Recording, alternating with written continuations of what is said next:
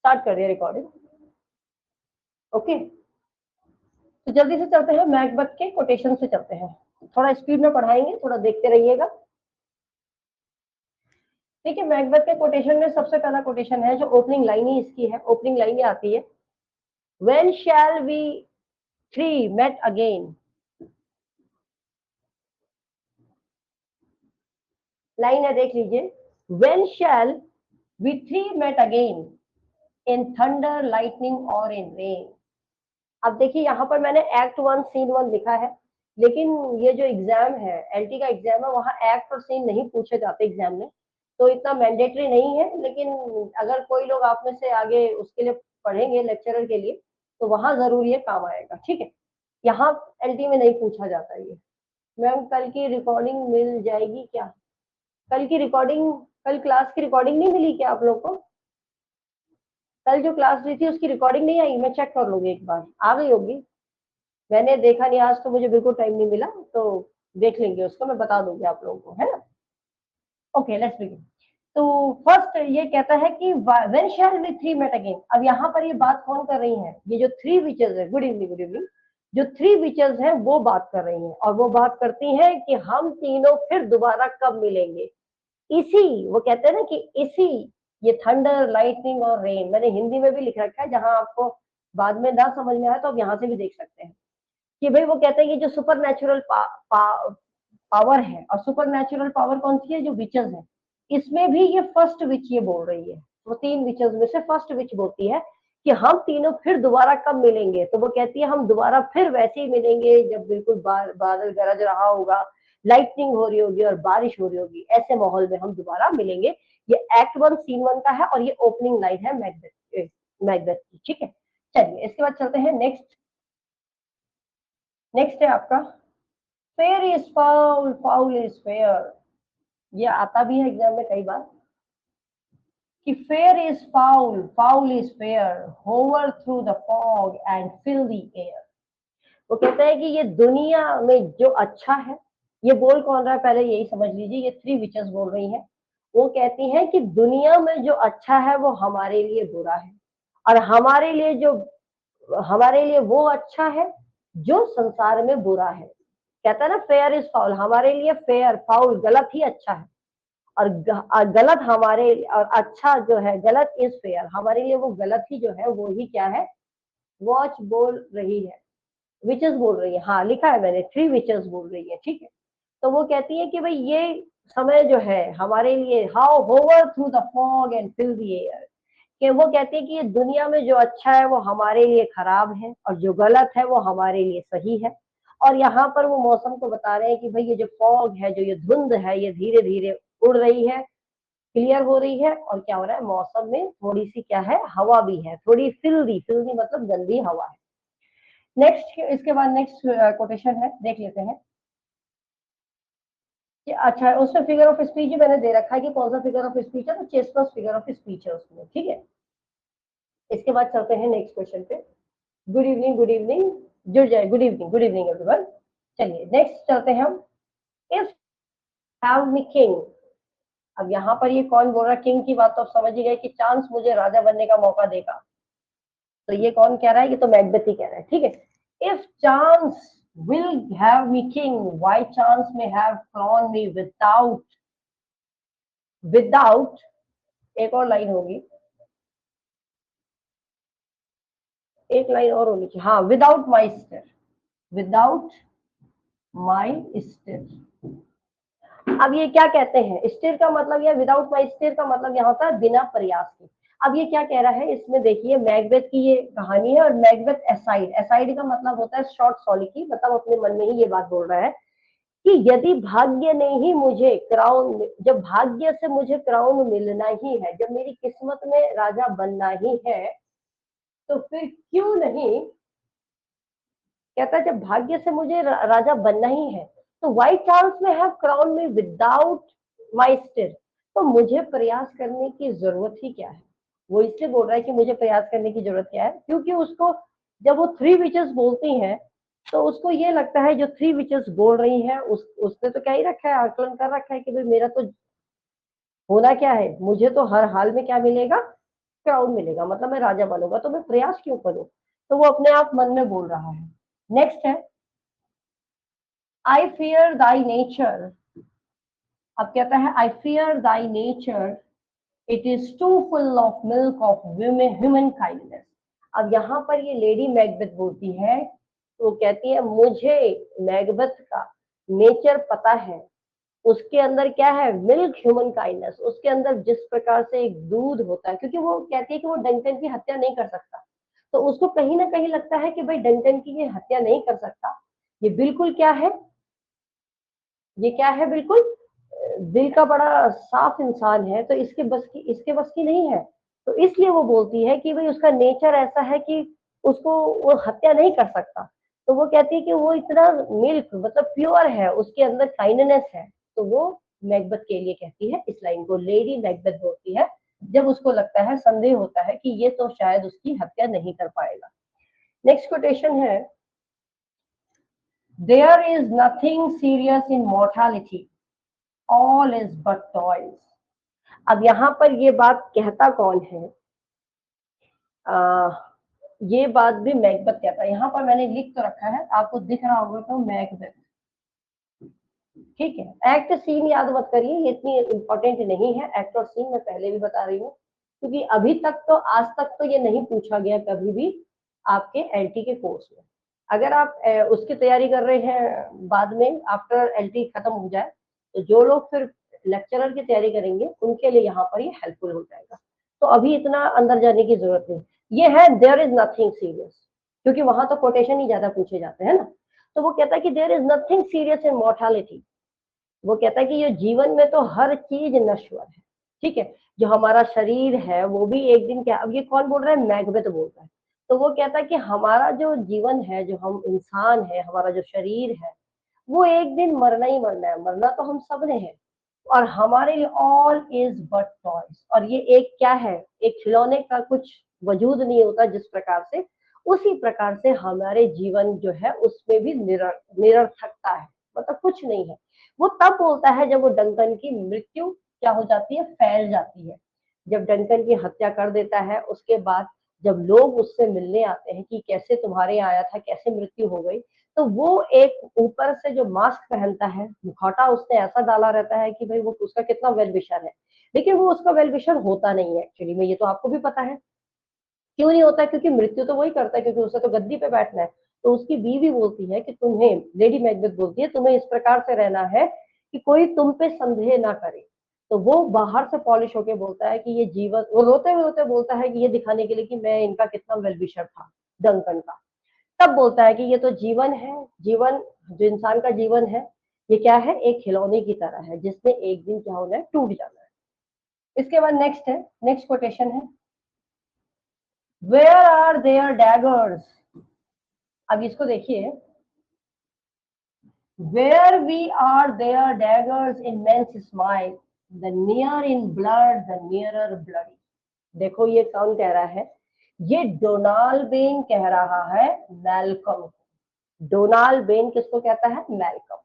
अब ये क्यों कहता है, उसको ऐसा लगता है भाई, वो कहता है कि यहाँ पर तो अब हमें लगता है, क्योंकि डोनाल्ड बेन तो बड़ा भाई है, वो मालकम को जब उसके फादर की मृत्यु हो जाती है तब वो कहता है अब तो मुझे ऐसा लगता है कि यहाँ जो हर आदमी है उसकी उसकी स्माइल में भी क्या है, कहीं ना कहीं खंजर है। जो हमारा सगा संबंधी है वो उतना ही हमारे लिए खतरनाक है। तो इसलिए डोनाल्ड बेन कहाँ चला जाता है, आयरलैंड चला जाता है, ठीक है। और इस प्रकार से वो चला जाता है, वो कहता है कि भैया मैं तो नहीं रहूंगा यहाँ, गुड इवनिंग चंचल। तो वो कहता है मैं नहीं रहूंगा यहाँ, क्योंकि क्या है, यहाँ तो भाई मृत्यु, यहाँ तो कुछ पता नहीं, लोग हमारे पीछे पड़े हुए हैं। रचना जोशी मैम, मेलकम है ना बड़ा, हाँ, एक डोनाल्ड बेन है और मेलकम, दो भाई हैं ये। मैंने इसके कैरेक्टर आपको लिखा तो दिए थे शायद, कल बताया था कि नहीं बताया था, did I told you the characters. Malcolm, Malcolm बड़ा है, ठीक है, हाँ बताया था, बताया था। ये आयरलैंड चला जाता है डोनाल्ड बेन छोटा वाला, और बड़ा वाला कहाँ चला जाता है वो भी याद रखिएगा, ये जाता है इंग्लैंड। और इंग्लैंड में ही इसकी मुलाकात किससे होती है, मैकडफ से, ठीक है, हाँ इंग्लैंड जाता है। नेक्स्ट कोटेशन है, देख लेते हैं। यहाँ तक समझ में तो आ रहा है ना? वैसे इसकी हिंदी भी लिखी है मैंने, अगर आपको नहीं भी आएगा तो एक बार देखोगे तो आ जाएगा जब रिवाइज करोगे। इसके बाद है things without all remedy should be, कहता है things without all remedy should be without regard, what done is done. Remedy का मतलब है उपचार। अब ये कौन कह रही है? ये लेडी मैकबेथ कहती है मैकबेथ से, क्योंकि जब मैकबेथ उसकी हत्या कर देता है उसके बाद वो अफसोस मनाता है। मैम वो video arms and the man की पूरी वीडियो कहाँ से मिलेगी मैम? एक्चुअली वो वीडियो पूरी ही है, मैंने आप लोगों को एक्सप्लेनेशन दिया हुआ है, उसमें मैंने कहानी बताई है कि कहानी में क्या होता है। बाकी मैं आप लोगों को जब रिवाइज कराऊंगी तो एक बार उसका क्रॉस रिवीजन कर लेंगे। यूट्यूब से ही मैंने आपको वो मटेरियल दिया है जिससे कि आप आम जनता मैन की कहानी समझ लें। वो छोटी छोटी कहानी है, एक बार समझ लोगे तो जब मैं समझाऊंगी तो इजी हो जाएगा, है ना? तो देखिए, जब मैकबेथ किंग डंकन की मृत्यु कर देता है और वो बहुत परेशान हो जाता है मानसिक रूप से, फिर वो कहता है, तो उसकी वाइफ देखती है कि ये तो बहुत ज्यादा दुखी हो गया। लेडी मैकबेथ को लगता है ये तो बहुत ज्यादा इसको बहुत ज्यादा दुख हो रहा है। फिर वो समझाती है कि जो हो गया वो हो गया, तुम परेशान मत हो। वो कह रही है ना, should be without regard, what done is done. अब तुम कुछ मत सोचो, जो हो गया वो हो गया। अब दोबारा तो उसका कोई उपचार नहीं है कि वो क्या हो सके, सही हो सके। क्लियर है? Is this clear to everyone? Board visible है ना? क्लियर है? क्योंकि मुझे स्क्रीन पे थोड़ी लाइट कम लग रही है तो मुझे इससे लग रहा है सही। तो क्लियर तो है ना? ठीक है, ठीक है। चलिए नेक्स्ट चलते हैं। Duncan is in his grave. अब वो कहती है कि भाई तुम चिंता मत करो। ये यहाँ पर भी मैकबेथ टू लेडी मैकबेथ, ठीक है। अब वो कहती है Duncan is in his grave, after life fitful fear he sleeps well. अब एक्चुअली क्यों फिटफुल फेयर क्या है? ये फिटफुल फेयर को कहते हैं डेलीरियम। डेलीरियम का मतलब होता है एक मेंटल बीमारी, मतलब इंसान दिमागी तौर से क्या हो जाता है, पागल सा हो जाता है। अब जहां पर लेडी मैकबेथ अब दिखाई गई है कि जो लेडी मैकबेथ थी वो बार बार उसको ऐसा लगता है कि मृत्यु कर दी, उसे भी कहीं ना कहीं रिग्रेट तो हुआ ही है ना। देखो उन लोगों को कहीं ना कहीं लगता है, दोनों को। वो बार बार अपने हाथ धोते, उसको लगता है अभी भी मेरे शरीर में ब्लड लगा है, हाथों में मेरे ब्लड लगा है। तो वो दिमागी तौर से इतनी वो हो जाती है, तब डंकन के बारे में ये बोलता है। कौन? मैकबेथ लेडी मैकबेथ को कहता है अब तुम चिंता मत करो, डंकन तो अपनी कब्र में है, ठीक है। और जो जीवन में कब्र में है उसकी टेंशन मत करो, उसने सब काम कर लिया था तो ही मतलब वो आराम से है।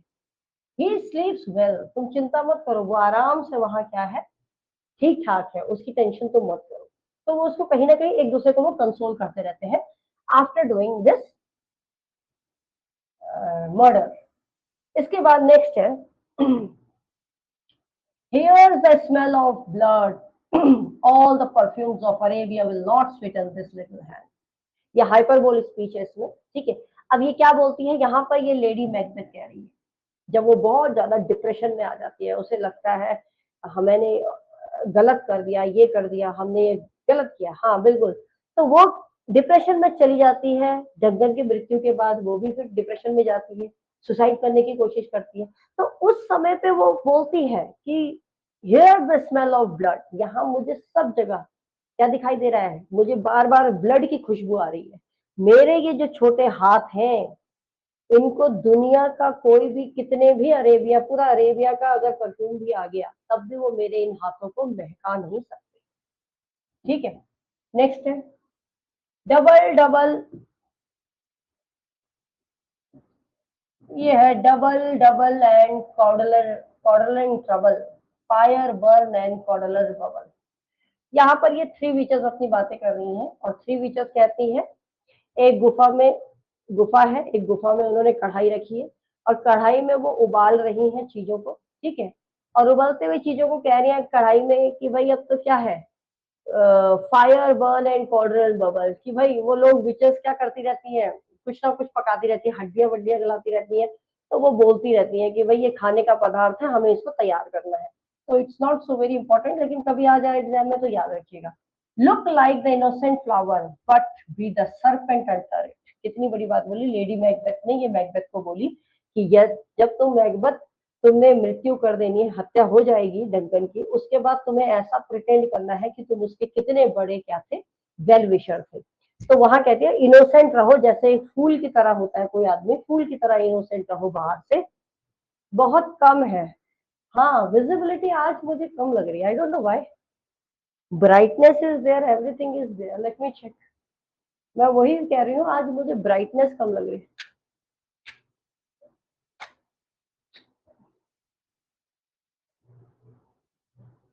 वही तो मैं देख रही हूँ, स्क्रीन पे भी मुझे विजिबिलिटी कम लग रही है। चलिए, अब ज्यादा मैं छेड़ाखानी नहीं करूंगी वरना हमारा टाइम किल होगा। बिल्कुल नहीं दिख रही है।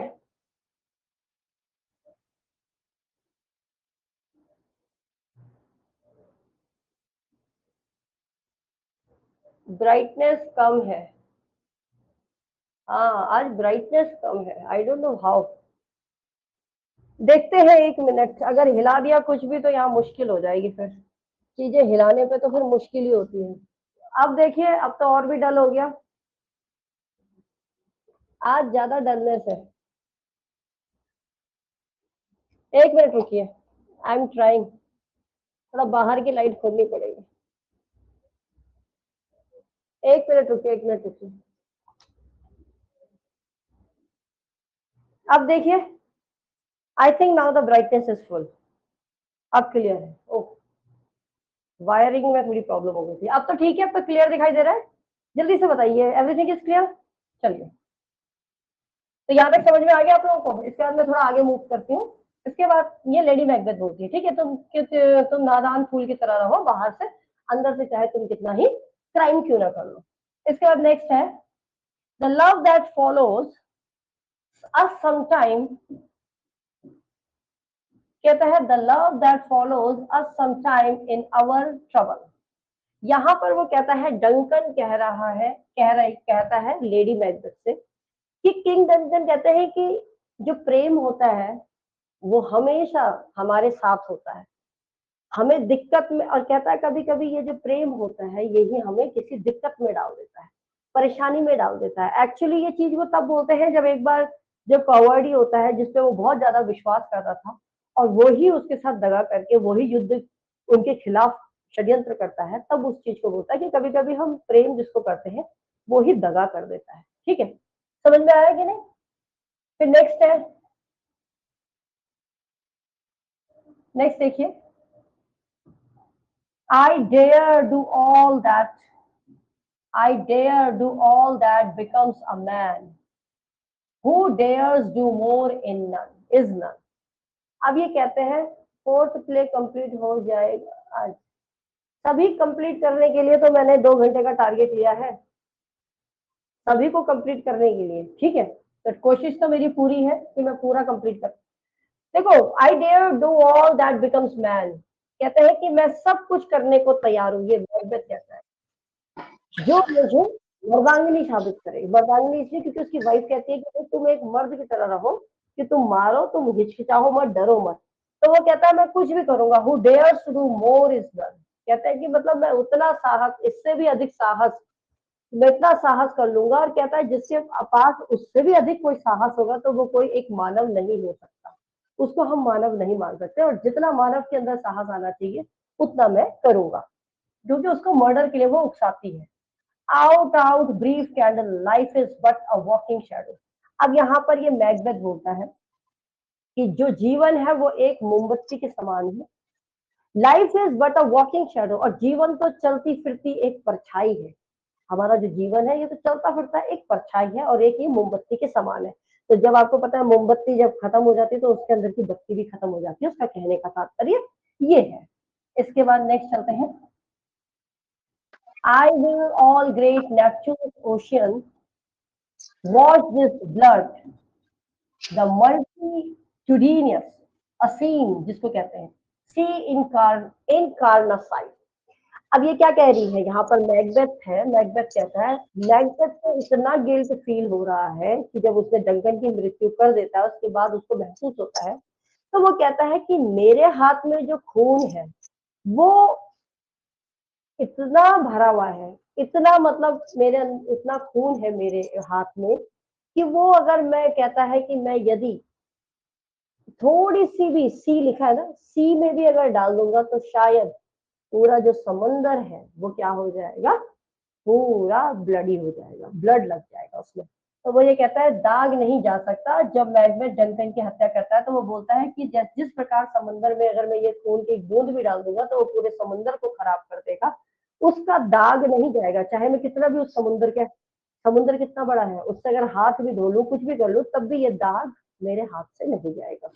तो रिपेंट करते हुए, गिल्ट फील करते हुए वो इन चीजों को बोलता है, मैकबेथ बोलता है। इसके बाद नेक्स्ट है, word done can not be done, to bed to bed to bed.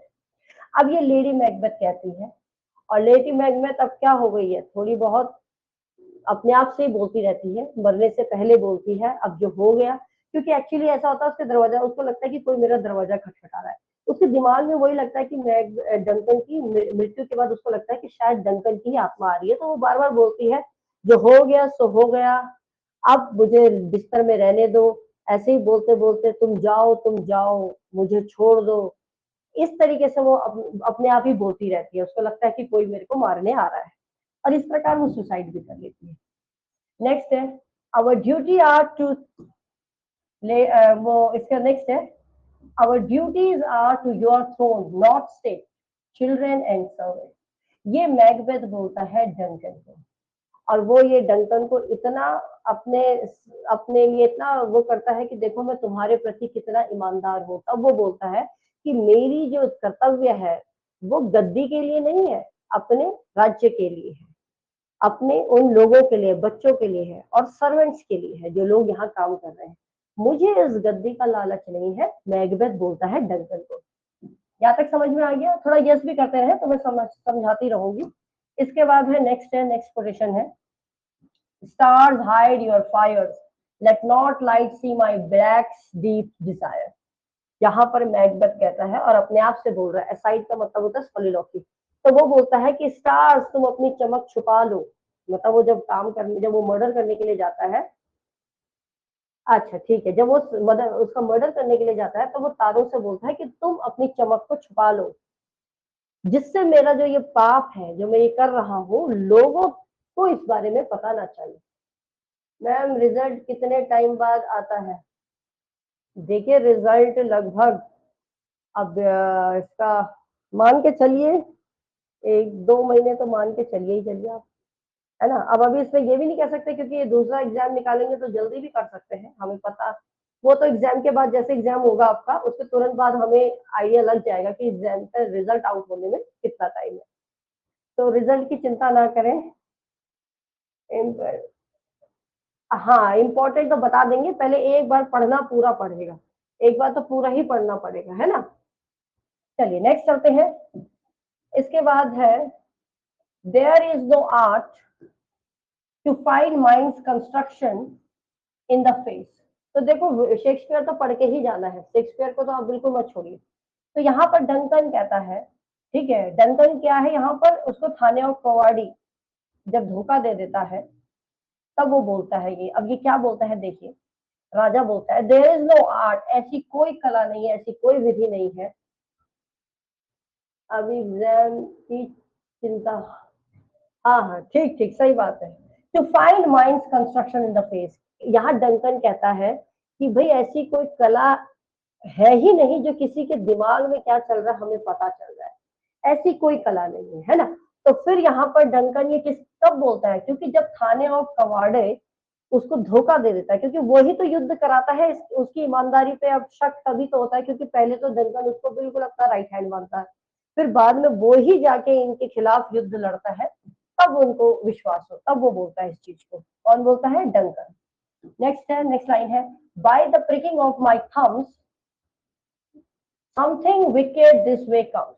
अब ये विच बोल रही है, सेकंड विच बोलती है, उस समय बोलती है जिस समय यहाँ पर मैकबेथ को डाउट होता है कि कहीं मुझे मैं मर ना जाऊं, क्योंकि उसको बार बार लगता है कि मैं बैंकों का मेरा भूत आ रहा है, वो मुझे मार देगा। तब वो जाता है और वो विच से पूछता है, तब विच बोलती है कि देखो, सेकेंड विच बोलती है मेरे थम, जो मेरा थम है इसमें एक छोटा सा छेद हो गया, खून आने लग गया, दर्द हो रहा है, इसका मतलब कोई दुष्ट यहाँ आ रहा है, वो कहती है। और तभी दरवाजे पे कौन आ जाता है आपका, कौन आ जाता है बता सकते हैं? मैकबेथ आ जाता है पूछने के लिए कि भाई मेरी मृत्यु कब होगी, कैसे होगी। इसके बाद नेक्स्ट है life is a tale told by an idiot. ये भी बहुत बार पूछा गया है। Life is a tale told by an idiot full of sound and fury signifies nothing. ये मैकबेथ बोल और वैसे इस तरह जो नहीं है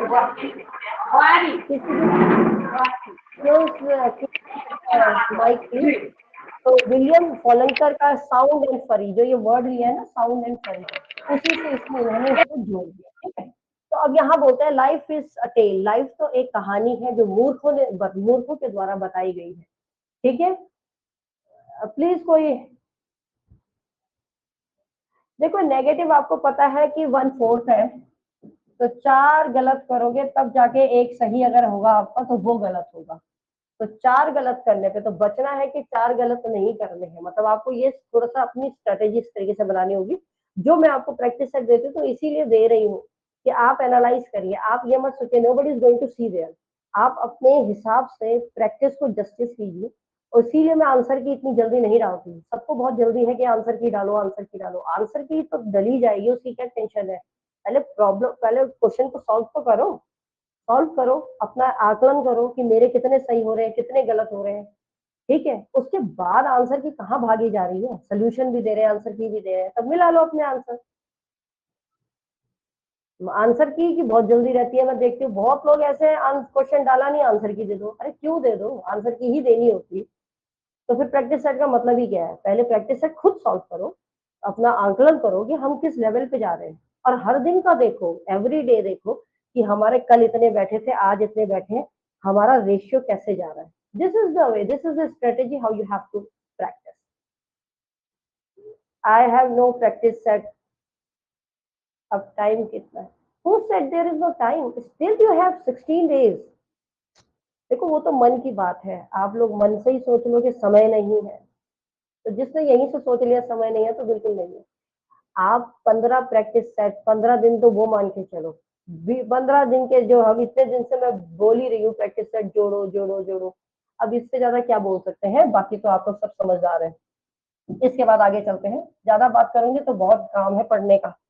देखते हैं। If you can look if you can look into the seeds of time and say which grain will grow and which will not.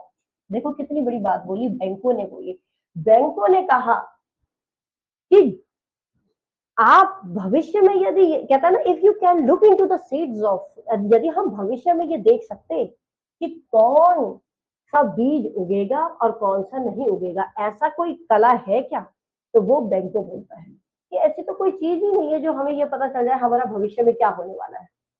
इसके बाद नेक्स्ट है what can the devil speak true.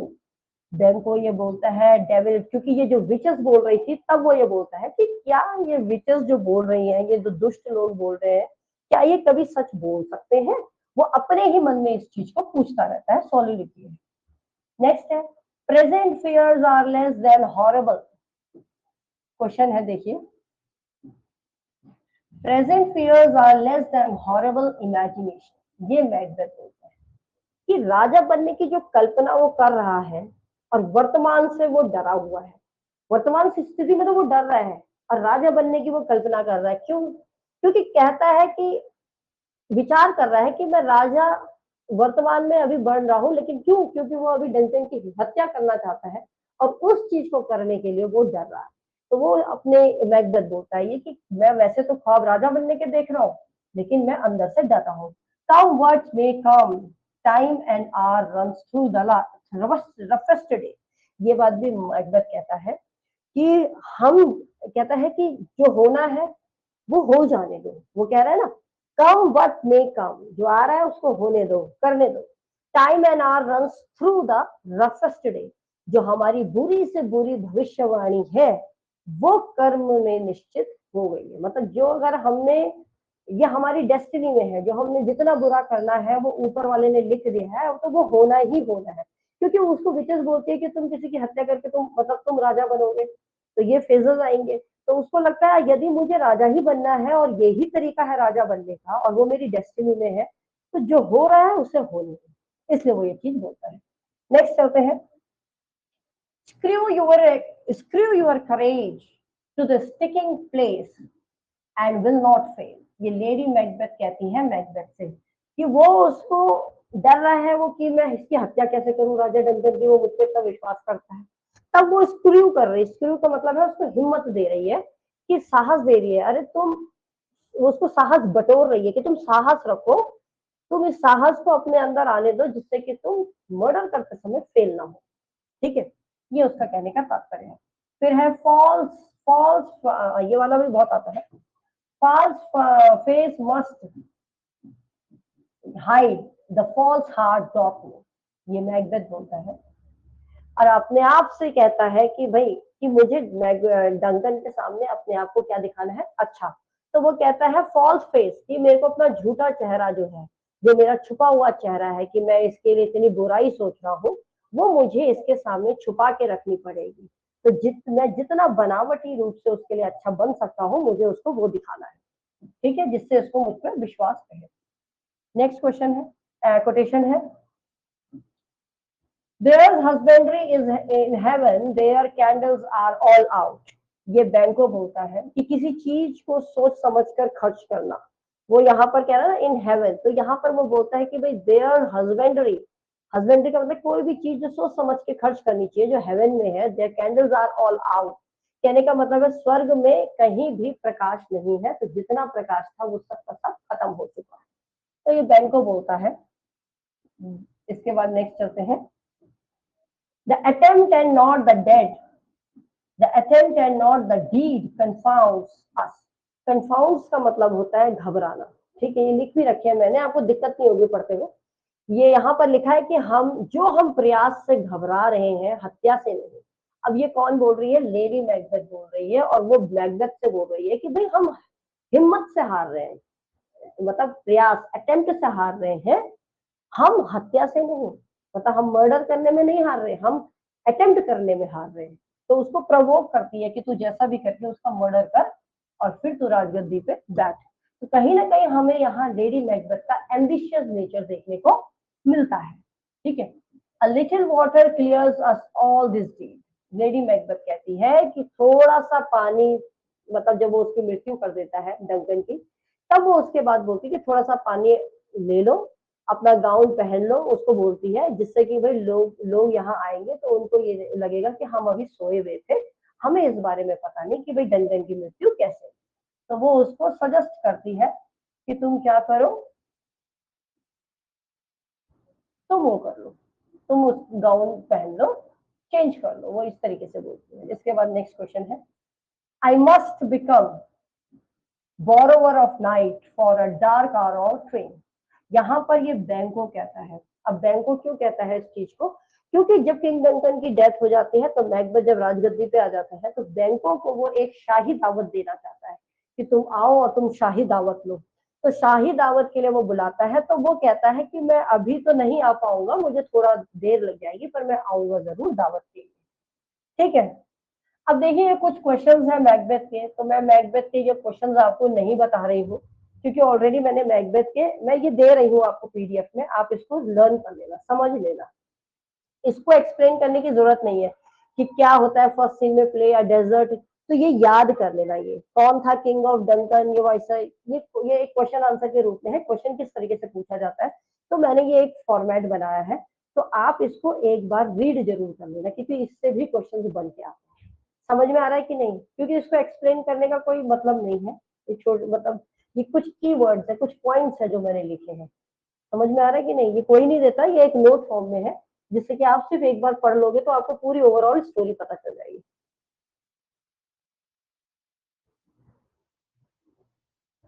सबसे ज्यादा कोटेशन अगर पूछे जाए तो as you like it में है, एज यू लाइक इट में।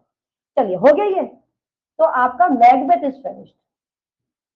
ठीक है, तो ये कुछ क्वेश्चंस है और भी तो इसको ऐसे ही आप पढ़ लेना, इसको मेरे को समझाने की जरूरत नहीं है। शैल आई मूव ऑन, बताइए जल्दी से। मैकबेथ वाला हो गया, मैं स्टार्ट कर रही हूँ हेमलेट, फिर एज यू लाइक इट, हेमलेट के बाद ऑथेलो है इसी में। ठीक है, लास्ट में एज यू लाइक इट करूंगी। समझ में आ रहा है कि मैं व्हाट्सएप पर ऐड कर दीजिए मुझे, सुनीता आपको कर तो रखा है ऐड? सुनीता आपको ऐड नहीं कर रखा है? आज कर दूंगी मैं, आज कर दूंगी, अगर नहीं किया है तो ऐड कर देंगे, डोंट वरी वहां से निकाल दिया था ना है। मैम, उस दिन वो ग्रुप से ट्वीट कर लिया था ना, जब वो आप बोल रहे थे कि फेक, आप अच्छा बोले थे अच्छा ना कि अच्छा फेक है करके, तो मैंने एग्जिट कर दिया था मैम। अच्छा, तुमने उस ग्रुप से एग्जिट किया, हमारे ग्रुप से नहीं, वो ये दूसरे ग्रुप से कर। चलो कोई बात नहीं, ऐड कर देंगे, डोंट वरी अच्छा, अबाउट इट। 2 ग्रुप है, चलिए मुझे नहीं पता था, मुझे लगा इसी ग्रुप से एग्जिट करना है करके। अच्छा अच्छा, कोई बात नहीं, ऐड कर देंगे, ठीक है। अब हम चल रहे ओके हैं ma'am, Hamlet. Thank you. Hamlet सबसे लंबा प्ले है, सभी जानते हैं। मैम सबसे पहले हेमलेट नंबर तो है भी नहीं मैम, हेमलेट से भी क्वेश्चन आएंगे क्या? है। मैम हेमलेट तो नहीं है हमारे सिलेबस में।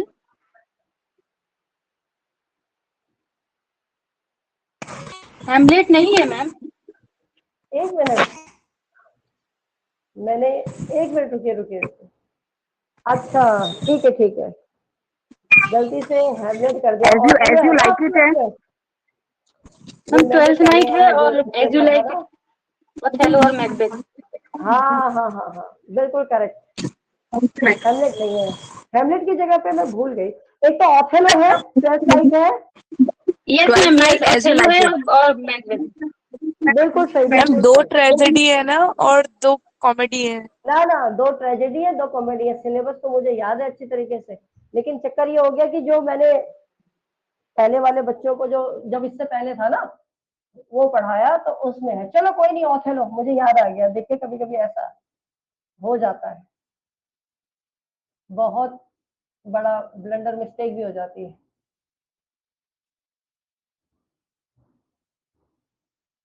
कभी कभी इट हैपन्स। ऑथेलो पे चलेंगे हम। मैंने आपको उस दिन कौन सा समझाया था फिर? आपको मैंने उस दिन लास्ट क्लास में कौन सा समझाया था? मैकबेथ ही समझाया था, और शेक्सपियर की पूरी स्टोरी करवाई थी, बायोग्राफी करवाई थी, राइट? नहीं नहीं, परसों की क्लास में कह रही हूँ मैं, कल की क्लास में। चलिए ठीक है, मैं समझ गई, वो नहीं किया था, राइट राइट। देखिए हम हेमलेट को लगा लिए गलती से।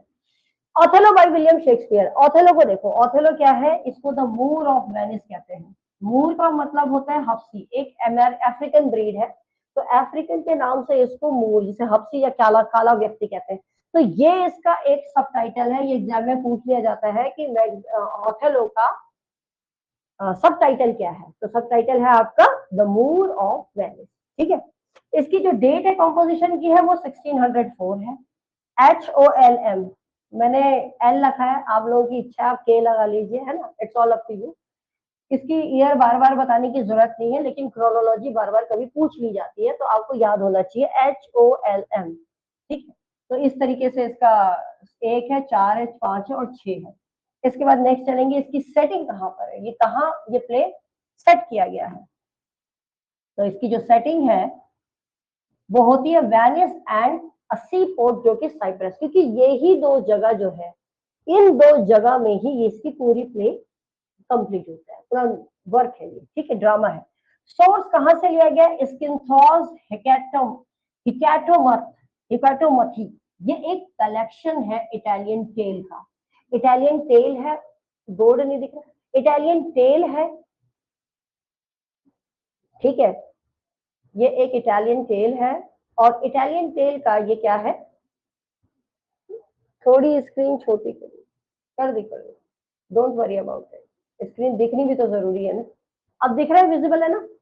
तो वहां है ये, तो ये वहां अपियर हुआ था। ये राइटर थे, इसका नाम है स्किनथियोस, ये एक राइटर थे, इन्होंने कलेक्शन दिया था इटालियन टेल्स की, उसमें था ये।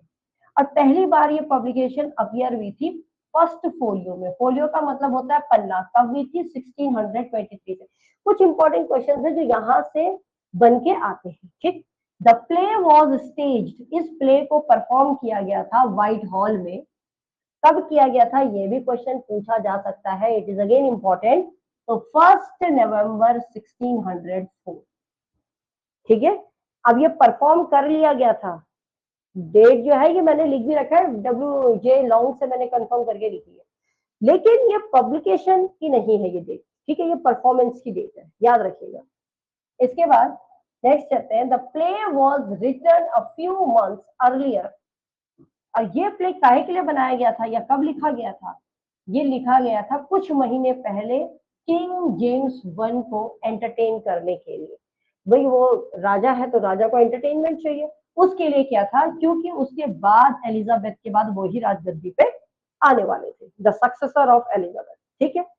थीम जो है वो है martial jealous, marital jealous. Marital तो आप जानते ही हैं, शादीशुदा लाइफ में एक जलन की भावना, तो वो हमको देखने को मिलती है। ये प्योर एक ट्रेजेडी है, डोमेस्टिक ट्रेजेडी। डोमेस्टिक मतलब जो आमतौर पे लोगों के घर में होती है, तो ये डोमेस्टिक घर के अंदर की वो एक ट्रेजेडी है। एक्ट 5 सीन 15 है, 5 इसमें एक्ट है, 15 इसमें सीन है। और इंपॉर्टेंट कैरेक्टर्स पे मूव ऑन करते हैं। यहाँ तक तो समझ में आ गया होगा, ठीक है, समझ में आ गया ना। तो हम कैरेक्टर से स्टार्ट कर लेते हैं। तो सबसे पहला कैरेक्टर है आपका ओथेलो। ओथेलो है, ओथेलो ये हीरो है प्ले का। ये एक जनरल रहता है वेनिशियन आर्मी में। इसको द मूर के नाम से भी जानते हैं, द थिकी लिप्स के भी नाम से जाते हैं। एक an old black RAM, RAM एक एनिमल को कहा जाता है, वो उपाधि भी इसको देते हैं just because of his appearance. और अ बारबरी हाउस, एक हॉर्स की भी उसको तुलना दे देते हैं। तो इतने सारे नाम किसके लिए हैं? ओथेलो के लिए, लोग ऐसा बोलते हैं। ड्यूक सीनेट, अब ये तो मैंने लिखा हुआ है तो मैं दिखा दूंगी आपको इसको। ये मैंने हिंदी में लिखा है, आप पढ़ लेना भले। ये एक पॉलिटिकल कमांडर रहता है, मतलब दिखाया गया है कि ओथेलो के अंदर बहुत ज्यादा ब्रेव है, योद्धा है ना। तो ये सब मैं यहीं पर बता दूंगी इसमें पॉइंट्स में। तो सबसे पहले देखिए, ओथेलो एक तो किससे लव में पड़ जाता है? डेस्टिमोना से, और वो उससे शादी भी कर लेता है। इयागो यहाँ पर मिसलीड करता है, बार बार ओथेलो को भटकाव करता है कि तेरी वाइफ, तुम्हारी वाइफ जो है वो क्या है, अनफेथफुल है तुम्हारे लिए, ठीक है। इयागो का काम यही रहता है, बार बार ओथेलो को वो करना। ये जो कहानी है ये मैंने लिखी है, ये आप पढ़ लेना। ये जब मैं वो बताऊंगी इसका तो आप। डेस्डिमोना कौन है? डेस्डिमोना यहाँ की अगर हम बोले तो प्ले की क्या है, हीरोइन है, ठीक है। और बाद में मतलब एक देखी जाए तो ओथेलो की वाइफ होती है, ठीक है। चलिए, तो ये मैंने बोला कि वो ओथेलो को बार बार कन्विंस करता है कि कैसे भी करके क्या करूं मैं, इन दोनों की शादी तोड़ दूं, क्योंकि उसको ओथेलो से जलन रहती है। क्यों रहती है जलन, अभी बताएंगे। वो इयागो की केस में आ जाएगा, अब इयागो कैरेक्टर आ गया है। तो इयागो क्या है? ओथेलो का एंशिएंट कैप्टन रहता है, सबसे पहला कैप्टन रहता है वेनिशियन आर्मी में। और उसे उम्मीद होती है कि मेरा प्रमोशन ओथेलो कर देगा। लेकिन ओथेलो किसका प्रमोशन कर देता है? कैशियो का, क्योंकि कैशियो उसका दोस्त रहता है। अब इयागो यहाँ रिवेंज की भावना ले लेता है इन दोनों से, किससे? कैशियो से भी, ओथेलो से भी। अब उसको इन दोनों के प्रति रिवेंज की भावना आ जाती है, तो वो इन दोनों का बेड़ागार करने के लिए तैयार हो जाता है, ठीक है। अब इसके बाद क्या होता है कि इयागो जो है वो मनी के लिए बार बार रॉड्रिगो को क्या करता है? एक्सप्लॉइट करता है, उससे पैसा ऐडता रहता है, क्योंकि रॉड्रिगो किससे प्यार करता है? डेस्डिमोना से। और वो चाहता है कि मैं डेस्डिमोना से ही क्या करूं? शादी करूं। लेकिन ऐसा होता नहीं, क्योंकि डेस्डिमोना तो किससे कर लेती है शादी। लेकिन फिर भी वो उसको पैसे हड़पने के लिए वो उसको बार बार कहता है तुम टेंशन मत लो, तुम्हारा जरूर शादी मैं उससे करा दूंगा। किससे? ओथेलो से। Iago kills his wife, Emilia का मर्डर कर देता है। हमने कल क्वेश्चन भी पढ़ा था, जब वो किसके बारे में बताती है? उसी के बारे में कि इयागो इयागो की बताती है ओथेलो को कि भाई इयागो ने ही सब गेम रचा है, तुम्हारी वाइफ सही थी। और इयागो एक ऐसा पर्सन है जिसने इमिलिया और रॉड्रिगो दो लोगों की हत्या करी है। इयागो रॉड्रिगो को क्या बुलाता है? A murderous slave and stabs him to death. अब यहाँ इयागो रॉड्रिगो को बुलाता है, और बुलाने के बाद रॉड्रिगो की क्या कर देता है? हत्या कर देता है। और वो ये हत्या तब करता है जब वो रॉड्रिगो से पूरा पैसा ले लेता है। अब रॉड्रिगो के पास कुछ भी नहीं रहता है, तो वो उसको रास्ते से ही हटा देता है। इसके बाद है डेस्डिमोना। डेस्डिमोना ब्रेवेंशियो की बेटी रहती है। ब्रेवेंशियो अभी आगे कैरेक्टर आता रहेगा तो आप समझते रहेंगे। ये बेटी है ब्रेवेंशियो की, ओथेलो की बीवी है। ये लव, करेज, साहस, लॉयलिटी दिखाती है अपने पति के प्रति, और कंपनी भी करती है ओथेलो को साइप्रस तक जाने के लिए। जब जिस समय पे साइप्रस पे अटैक होता है टर्क्स अटैक कर देते हैं, तो वहां का जो सीनेट होता है वो बोलता है कि भाई तुम आओ ऑथेलो, तुम्हें, क्योंकि ऑथेलो ब्रेव रहता है, योद्धा रहता है, तो तुम आओ और तुम यहाँ आके हैंडल करो। तो वो उस कंपेन में, और ये बात भी तभी होती है जिस दिन उसकी शादी होती है, उसी मिडनाइट को इनको जाना होता है on the campaign against the Turks के अगेंस्ट, ये भी उसके साथ चली जाती है। और वहीं से कहानी में इयागो जहर भरना शुरू कर देता है। इसके बाद she is killed by her husband, उसका पति ही इसको मार देता है। ठीक है, इसके बाद नेक्स्ट कैरेक्टर है ब्रेवेंशियो। ब्रेवेंशियो इसके फादर है, जो बिल्कुल खुश नहीं थे कि इसने ओथेलो से शादी कर ली। ठीक है, ये वेनेशियन के सीनेटर रहते हैं और फादर रहते हैं डेस्डिमोना के। ये बहुत गुस्सा करते हैं अपनी बेटी से कि उसने किस प्रकार के आदमी से शादी कर ली, और वो उसको बार बार वार्न करते हैं ओथेलो को कि तुम डेस्डिमोना को छोड़ दो, क्योंकि वो बहुत चालाक लड़की है, वो जब अपने बाप को धोखा दे सकती है तो तुम्हें भी दे सकती है। वो इसको बार बार इसलिए बोलता है कि कैसे भी करके ये मेरी बेटी को छोड़। इसके बाद है रॉड्रिगो कैरेक्टर। रॉड्रिगो कैरेक्टर, ये रॉड्रिगो जो है ये एक नोबल मैन है और ये बड़े प्यार में पड़ा रहता है डेस्डिमोना के। ठीक, इयागो इसको बार बार एक्सप्लॉइट करता है फाइनेंशियली, और डेस्डिमोना की तुमको, डेस्डिमोना से मैं तुम्हारी शादी करा दूंगा। रॉड्रिगो को इयागो मार देता है बाद में जाके। इसके बाद है कैशियो। कैशियो वो कैरेक्टर है जिसके प्रति बार बार इयागो जहर भरता है। ऑथेलो का ये लेफ्टिनेंट रहता है वेनिशियन आर्मी में, और कैशियो क्या कर देता है इसको, कैशियो का कहीं ना कहीं ये क्या है, एक फ्रेंड भी है ऑथेलो। इयागो कन्विंस करता है ऑथेलो को कि कैशियो ही डेस्डिमोना का लवर है, तो उसको गलत उसमें डाल देता है। वैसे वो कई बार मना करता है, लेकिन वो कहता है जब तुमको आंखों से दिखा दूंगा, आज ही मिलेगा। देखो ये रिकॉर्डिंग हो रही है, रिकॉर्ड होने में थोड़ा टाइम लगता है, 1 घंटे की क्लास है, 1.5 घंटे की क्लास है, इसको टाइम लगता है। रिकॉर्डिंग हो रही है, डेफिनेटली रिकॉर्डिंग आपको आ जाएगी।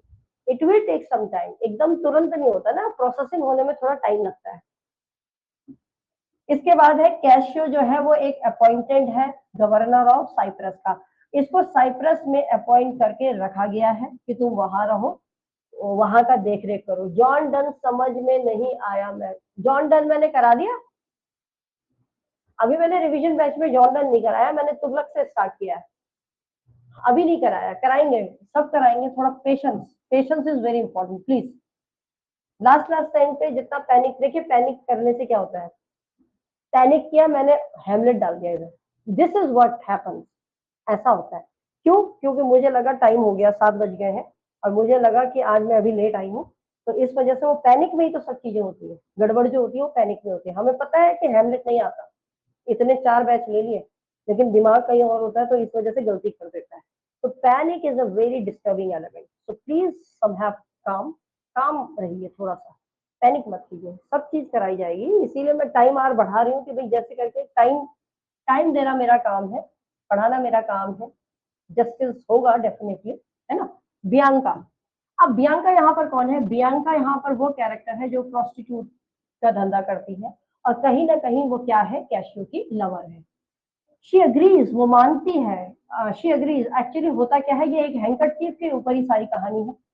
हैंकरचीफ जो कैशियो उसको ला के देता है, वो कहती है उसको उसका डिजाइन अच्छा लगता है, कभी कभी पूछ लिया जाता है उस हैंकरचीफ में ऐसा क्या होता है, तो उसमें क्या बने होते हैं, स्ट्रॉबेरीज होते हैं ना, तो वो क्या करती है, वो उसकी कॉपी कर लेता है। वो कहता है तो उसको कॉपी कर लेना, तो वो उसकी कॉपी कर लेती है कि दूसरा हैंकरचीफ ऐसे ही बनाऊंगा, और उसको दे देता है। उसको तो उसकी वैल्यू नहीं पता रहती, लेकिन ये हैंकरचीफ की कहानी आगे बताऊंगी, ये इसी को देख के इसी चीज से ऑथेलो का दिमाग खटक जाता है। नेक्स्ट, इमिलिया। इमिलिया क्या है, डेस्डिमोना की एक लेडी मेड है, ठीक है, और इयागो की वाइफ है। डेस्डिमोना इयागो ये दोनों फ्रेंड्स हैं। Knows her husband Iago's action and motives. Emilia को बहुत अच्छे तरीके से पता है कि मेरे पति के क्या इरादे हैं और क्या मकसद है। इसके बाद आता है द ड्यूक ऑफ वेनिस। ये जो ड्यूक है वेनिस के, ये क्या रहते हैं, ये बहुत पसंद करते हैं ऑथेलो को, तो ये देख लेते हैं। ये लीडर है स्टेट ऑफ वेनिस के, और इन्हीं के पास जाते हैं, ब्रेवेंशियो वगैरह भी बताती हूँ मैं। ये लीडर है सिटी ऑफ स्टेट वेनिस की, ये अपॉइंट करते हैं ऑथेलो को कि तुम आओ, फोर्सेस लाओ और हमारे इस वेनिस को टर्किश से बचाओ। और जिन्होंने इनको साइप्रस पे, जिन्होंने टर्क्स ने साइप्रस पे क्या कर दिया है, अटैक कर दिया, तुम इनको भगाओ। ही अर्जेस, वो ब्रेवेंशियो को मनाता है कि भाई तुम्हारी बेटी ने तुम्हारे उस ओथेलो से अगर शादी कर दी तो तुम उसको स्वीकार करो, अब उसके ऊपर विलाप मत करो, क्योंकि वो वहां आता है बार बार ब्रेवेंशियो, और ब्रेवेंशियो बार बार कहता है कि तुम तो ड्यूक हो, तो तुम कैसे भी करके क्या करो, मेरी ओथेलो से मेरी बेटी को आजाद कराओ। वो कहता है जब तुम्हारी बेटी बिल्कुल खुश है तो तुम्हें क्या दिक्कत है। और वो कहता है ड्यूक जो है वो कहता है कि ओथेलो तो वैसे भी एक बहुत जेंटल आदमी है, ठीक है। तो वो इस प्रकार से बोलता है। चलिए नेक्स्ट चलते हैं। नेक्स्ट क्वेश्चन, नेक्स्ट कैरेक्टर है ग्रेशियानो। ग्रेशियानो क्या है, ब्रेवेंशियो का ब्रदर है। इससे पहले कैरेक्टर देखने ब्रेवेंशियो का, हाँ ठीक है। इसके बाद है ग्रेशियानो। ग्रेशियानो क्या है, ब्रेवेंशियो का भाई रहता है। और ब्रेवेंशियो और लॉर्डविको, ये कहा जाता है कि ये दोनों को स्टैब कर दिया जाता है। रॉड्रिगो को जब स्टैब किया जाता है तो ब्रेवेंशियो और लोडोविको, लोडोविको जो सॉ है वो देखता है इसको। ये पूछा नहीं जाता, वैसे याद रखना है आपको। लोडोविको, लोडोविको भी क्या है, डेस्डिमोना का कजन है। और इसी कजन से उसको लगता है कि भाई ये यही शायद, वो बात करती है एक बार कि भाई तुम ओथेलो से बात करो, हो सकता है मेरा रिश्ता सही हो जाए, आजकल वो परेशान है। तो वो उसकी परेशानी कुछ और समझती है, लेकिन बात कुछ और निकलती है। एक मॉन्चानो कैरेक्टर भी है। वो मॉन्चानो जो रहता है वो ओथेलो का बहुत अच्छा दोस्त भी रहता है, लेकिन वो ड्यू ओथेलो से पहले वो रहता है गवर्नर ऑफ साइप्रस। और अब ओथेलो का एक बहुत अच्छा दोस्त है और उसको सपोर्ट भी करता है। ओथेलो इसके बाद गवर्नर ऑफ साइप्रस बनता है, ठीक है। तो ये कुछ कैरेक्टर्स हैं जो मेन मेन कैरेक्टर्स हैं जो पूछे जाते हैं एग्जाम में, वो है। अब इसके बाद हम इसकी कोटेशन करेंगे। कोटेशन से पहले एक जल्दी से नक्शल में हम इसकी स्टोरी समझ लेते हैं कि एक्चुअली ओथेलो में होता क्या है। देखो, ओथेलो में आपको पता है, आपका जब ये है, ओथेलो है। ओथेलो एक बहुत साहसी हीरोइक आदमी है, युद्ध करता है, बहुत जेंटल है। यहाँ डेस्डिमोना को उससे प्यार होता है, वो उसकी सिंसियरिटी, उसकी ऑनेस्टी और ये सब चीजों को देख के, वो उससे ब्रेवरी को देख के, उसके किस्से सुन के वो उससे प्यार करने लग जाती है और वो भाग कर शादी कर लेती है।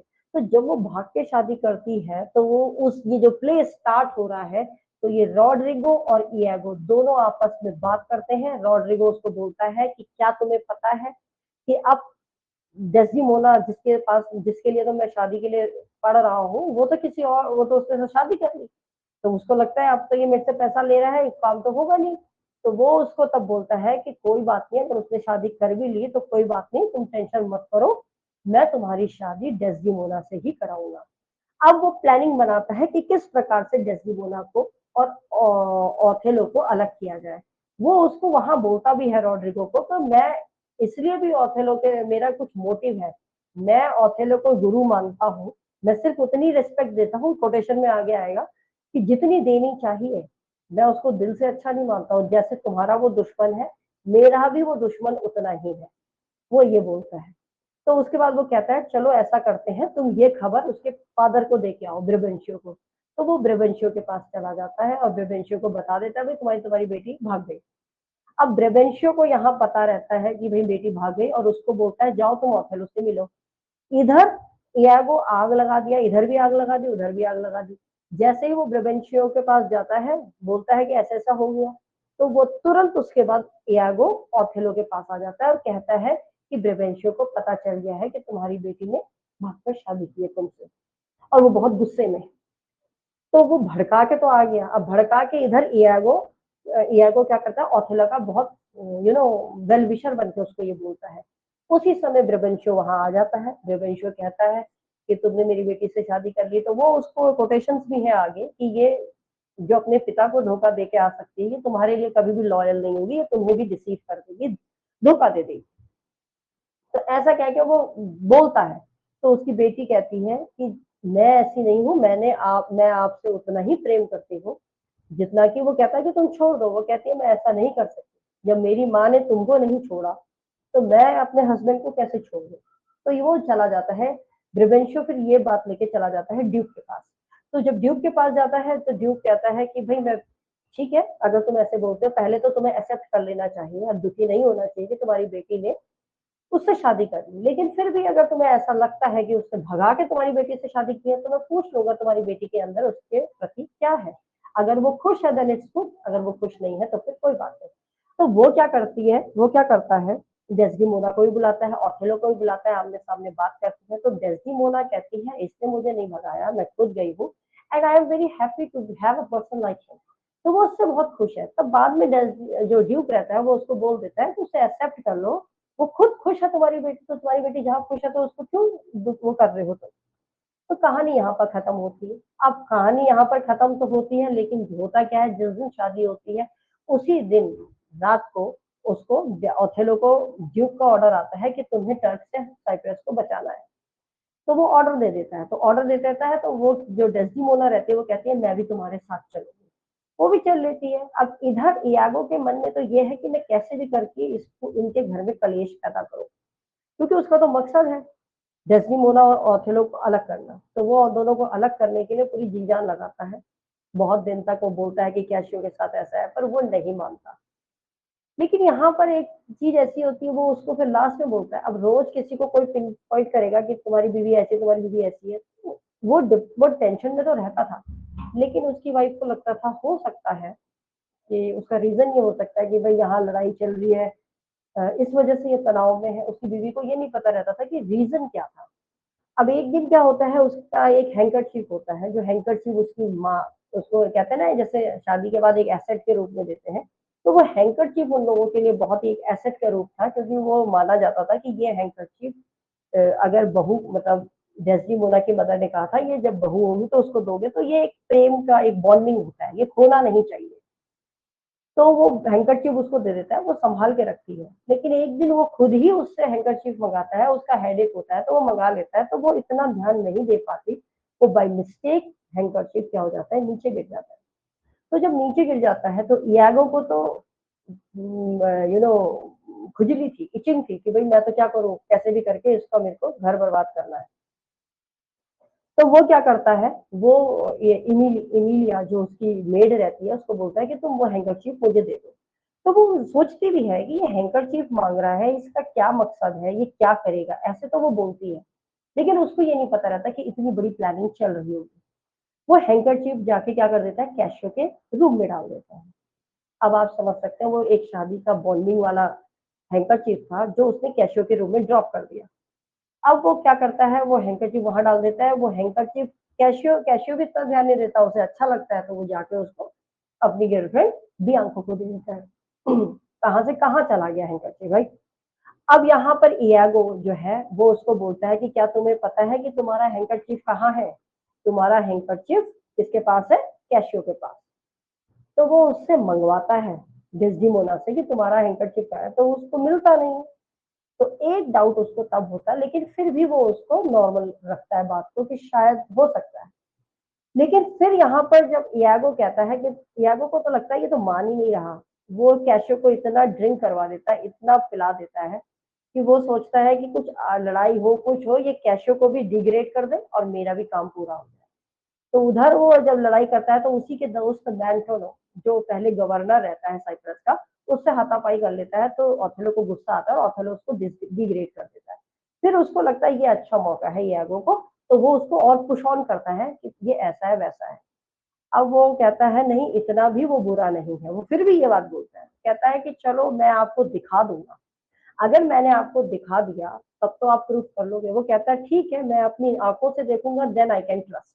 तो वो क्या करता है, वो एक दिन कहता है लेकिन आपको उसके सामने नहीं जाना पड़ेगा, मतलब आपको जैसे मतलब देखना ऐसा पड़ेगा, उनके एक्सप्रेशन से आपको समझना पड़ेगा कि दे आर इन लव। तो वो कहता है कि एक मैं ले जाऊंगा आपको, आप दूर से देखना कि इनके एक्सप्रेशन को देखना। अब एक्चुअली होता क्या है, क्योंकि यहाँ पर कैशियो को डिग्रेड कर दिया, तो उसको डिग्रेडेशन का इतना प्रॉब्लम नहीं था जितना उसको ये था कि मैं ओथेलो की नजर में गिर गया, क्योंकि उसको बहुत अच्छा रिस्पेक्ट देता था, ऑनर करता था। तो उसको ये गम बहुत सता रहा था। तो वो इयागो ही उसको पुश करता है कैशियो को कि तुम जाओ और तुम डेस्डिमोना के पास जाओ, वो ही तुम्हारी मदद कर पाएगी। और वो फिर अपने हस्बैंड ओथेलो को बोलेगी, तो वो तुम्हारे को पहले जैसे ही तुम्हारी बॉन्डिंग और फ्रेंडशिप हो जाएगी।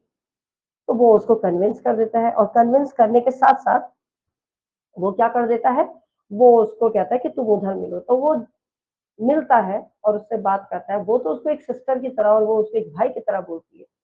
तो बाय मिस्टेक ऐसा होता है, इसको कह दो, ये प्ले में ऐसा दिखाया है कि वो इतना उससे वो हो जाता है कि ये मेरे रिलेशन को ओथेलो से अच्छा कर देगी, तो वो उसका हैंड पकड़ लेता है। So that was a blunder mistake which has been done by the Casio, not intentionally. तो वो कहीं ना कहीं, क्योंकि उतनी दूर से उसको सुनाई कुछ नहीं देता, लेकिन वो देख लेता है। अब वो तो एक सिस्टर की तरह बोलती है, लेकिन वो क्योंकि उसकी इमेजिनेशन तो पहले से वो गलत फीड करता रहता है, तो वो वहां से फिर गलत सेंस बनने लग जाता है। फिर वो क्या करता है, वो कैशियो का मर्डर का केस भी बनवा देता है कि तुम मर्डर कर दो इसका, यागो को कह के, और वो डेस्टिमोना को मारने की प्लानिंग करने लग जाता है। अब मारने के लिए वो सोचता है, क्योंकि वो उसको लव करता था, तो वो सोचता है कि मैं इसको ऐसे नहीं मारूंगा, मैं सिर्फ इसको पॉइजन दे दूंगा। इयागो इतना क्रिमिनल, मैकियावेलियन कैरेक्टर कहा गया है इसमें इयागो को, कि वो इतना गंदा कैरेक्टर था, विलन कैरेक्टर था, जो कहता है कि तुम उसको इतनी आसानी से मार दोगे, तुम्हें तो उसे ऐसे मारना चाहिए, तुम्हें तो उसको स्ट्रैंगल करना चाहिए, तुम्हें तो उसका गला घोटना चाहिए और उसी बेड पे करना चाहिए, the one she has character, अपने ही कमरे में। तो वो उसकी बात पे आ जाता है और वो उसको मारने की पूरी प्लानिंग बनाता है। उस समय पे उसको ये बोलती है डेस्टिमोना कि आज की रात मत मारो, कल मुझे मार लेना। लेकिन वो नहीं मानता, वो उसको मार देता है। जब वो उसको मार देता है तब तक इमिलिया तब आती है और उसको पता चलता है, तो वो सारी कहानी बताती है। फिर वो जब कहानी बताती है, वो बाहर जाती है, इयागो उसको मार देता है और इधर ओथेलो को बहुत ज्यादा अपने ऊपर रिपेंट भी होता है कि मैंने कितना बड़ा गुनाह किया है, मैं जस्टिस नहीं कर पाया, वो मुझे इतना प्यार करती थी, तो वो भी फिर अपने आप को मर जाता है। तो this was all about the story. यहाँ तक समझ में आ गया, प्ले समझ में आ गया, नटशेल में समझाया है जिससे कि आपको कहानी समझ में आ जाए। इसके बाद हम चलते हैं इसके कोटेशन पे। समझ में सबको आ गया? मुझे जल्दी से मैसेज कीजिए, मैसेज मी प्लीज फास्ट। इसके बाद हम चल रहे हैं ओथेलो के कोटेशंस पे, ठीक है। अब कोटेशंस क्या है देखिए, our bodies are our garden. ये कौन बोल रहा है? इयागो कहता है रॉड्रिगो को। इयागो रॉड्रिगो को कह रहा है कि ये जो हमारा शरीर है, ये तो हमारा क्या है, एक गार्डन की तरह है। क्यों बोल रहा है वो उसको? क्योंकि वो कह रहा है कि तुम जैसा इसमें बोओगे तुम वैसा ही पाओगे। क्यों? क्योंकि उसको ये लग रहा है ना कि अब तो कुछ नहीं मिलने वाला, डेस्डिमोना ने शादी कर लिया ओथेलो से, अब मेरा क्या होगा। तब वो कहता है कि भाई तुम चिंता मत करो, मैं उनका डिवोर्स करा दूंगा, तुम बस मन में ख्याल जरूर रखो। तो हार मत मानो, उसका कहने का तात्पर्य ये है। ये लाइन आती भी है, बॉडी और गार्डन होप है, हेवन इज माई जज।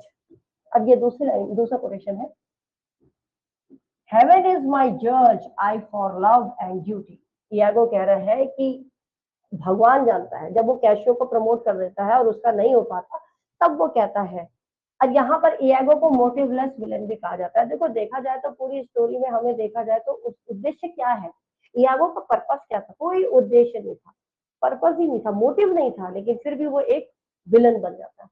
तो वो कहता है कि भगवान जानता है कि मुझे अपनी ड्यूटी से कितना प्रेम था, कितना जस्टिस किया। इयागो इज कॉल्ड मोटिवलेस विलन, ये एसटी कॉलरिज ने कहा है, ठीक है, कि वो मोटिवलेस विलन है। इसके बाद नेक्स्ट है, बट वर्ड्स आर वर्ड्स। ये ब्रेबेंशियो कहता है, but words are words. Brabantio duke से कहता है, जब ओथेलो वो तब बोलता है जब वो दुखी हो जाता है कि भाई मेरी बेटी ने उससे शादी कर ली, तो वो दुखी मन से जाता है और किसके पास जाता है? ब्रेबेंशियो ड्यूक के पास जाता है। तो ड्यूक जो है उसको कहता है कि तुम ओथेलो को अपना दामाद मान लो। तो उसको कहता है कि आप मेरे को और ज्यादा हर्ट कर रहे हो ये बात कह के कि मैं उसको अपना दामाद मान लूं, उसको तो मैं बिल्कुल भी अच्छा नहीं मानता। नेक्स्ट है, that I did love the Moor to live with him. That I did to love the Moor to live with him. ये डेस्डिमोना कहती है ड्यूक को। ये डेस्डिमोना कहती, that I did the love the Moor with, कहती है वो, मैंने तो, डेस्डिमोना कहती है कि मैंने तो उस मोर से, मतलब मैंने उस ओथेलो से प्यार किया है उसके साथ रहने के लिए। Death is our physician. ये कौन बोलता है? ये रॉड्रिगो कहता है इयागो से। और ये तब कहता है, फिजिशियन तो आप जानते हैं डॉक्टर, जब उसको ये लगता है कि अब तो भाई अब तो कुछ नहीं हो सकता, मेरी शादी तो होगी नहीं डेस्डिमोना से, तब वो कहता है कि भाई अब मेरी मौत ही मेरी डॉक्टर है, मतलब मेरा इलाज सिर्फ एक मरने का ही है, मैं मरूंगा तभी इसका इलाज होगा, इस सेंस में बोलता है। इसके बाद नेक्स्ट चलते हैं। There are many events in the womb of time which will be delivered. यहाँ पर इयागो रॉड्रिगो को समझा रहा है कि हमारे जीवन में ऐसी घटनाएं होती रहेंगी और जिस चीज ने जब होना है वो तभी होगा, थोड़ा सा तुम धैर्य रखो, तुम्हें डेस्टिमोना मिल जाएगी, जब वक्त आएगा वो तुम्हें मिल जाएगी, उसके बारे में इतना मत सोचो और हार मत मानो। tis the curse of service tis the curse of service performed goes by letter and affection not by old gradation। यहाँ पर इयागो का जब प्रमोशन नहीं होता है तब वो कहता है भैया जिसकी बॉस के साथ सेटिंग होगी, कहने का तात्पर्य है जो हेड के साथ जिसके कनेक्शन अच्छे होंगे उसको उसको तो प्रमोशन मिल जाएगा। वहां ये नहीं चलेगा कि कौन पुराना है उसको देंगे, सिस्टमैटिक तरीके से नहीं चलेगा, बल्कि क्या होगा, उसका तो प्रमोशन ऑटोमेटिकली काइंड हार्टेड रूप से हो जाएगा। ठीक है, नेक्स्ट है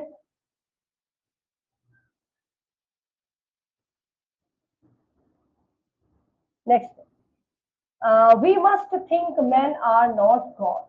यहाँ पर डेस्डिमोना कहती है, डेस्डिमोना कह रही है, ठीक है, we must think men are not gods, हमें ये मान लेना चाहिए कि व्यक्ति भगवान नहीं है, देवता नहीं है। वो अपने फादर को समझा रही है। इसके बाद नेक्स्ट है my parts my title my perfect, ये भी इंपॉर्टेंट लाइन है।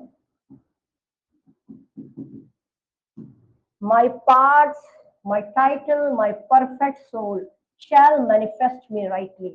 ऑथेलो कहता है कि जो मेरा हिस्सा, मेरा जो पार्ट है, शरीर है, पद है, और मेरी जो आत्मा है, जो ये मेरी योग्यताएं हैं, मुझे सही तरीके से व्यक्त करती है कि मैं किस प्रकार का व्यक्ति हूँ। तो मुझे पता करना है कि मैं कैसा हूँ, तो मेरे कैरेक्टर से ही मेरा व्यवहार का पता चल जाएगा। इसके बाद ये आ गया है, ये मैंने आपको पहले भी बोला, इयागो को मैकियावेलियन कैरेक्टर का विलेन कहा जाता है। मैकियावेलियन एक इटालियन थिंकर थे, उनकी एक मैकियावेलियन फिलॉसफी थी और उस फिलॉसफी में लिखा था virtues have no place in action. कहने का तात्पर्य अगर गुण है किसी के अंदर, उसका कार्य, मतलब कहने का मतलब है कोई भी जो ट्रेजेडी होती है उसमें एक अच्छे गुण का स्थान नहीं होता, ट्रेजेडी में एक अच्छे गुण वाले का स्थान नहीं होता, ट्रेजेडी में विलन का ही रूल चलता है। नेक्स्ट है if husbands are false white not white. ये एमिलिया कहती है डेस्डिमोना से, जब एमिलिया को लगता है कि डेस्डिमोना क्या कर रही है, उसका जो हस्बैंड है वो उस पर शक कर रहा है, तब वो कहती है कि यदि हस्बैंड गलत है तो वाइफ गलत क्यों नहीं हो सकती। इसके बाद एक्चुअली मैंने एक क्वेश्चन कभी आ जाता है कि टेम्पटेशन सीन कहाँ देखा जाता है।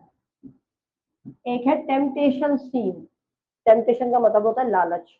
तो अगर आ जाए कि ऑथेलो में टेम्पटेशन सीन कहाँ पर देखा जाता है, तो एक्ट 3 सीन 3 में, ठीक है, जहां पर ऑथर टेम्पटेशन क्यों कहा इसको, क्योंकि वहां पर ये इस पार्ट में एक्ट 3 में सीन 1 में जाकर ऑथेलो कन्विंस हो जाता है कि मेरी वाइफ डेस्टिमोना का कैशियो से संबंध है।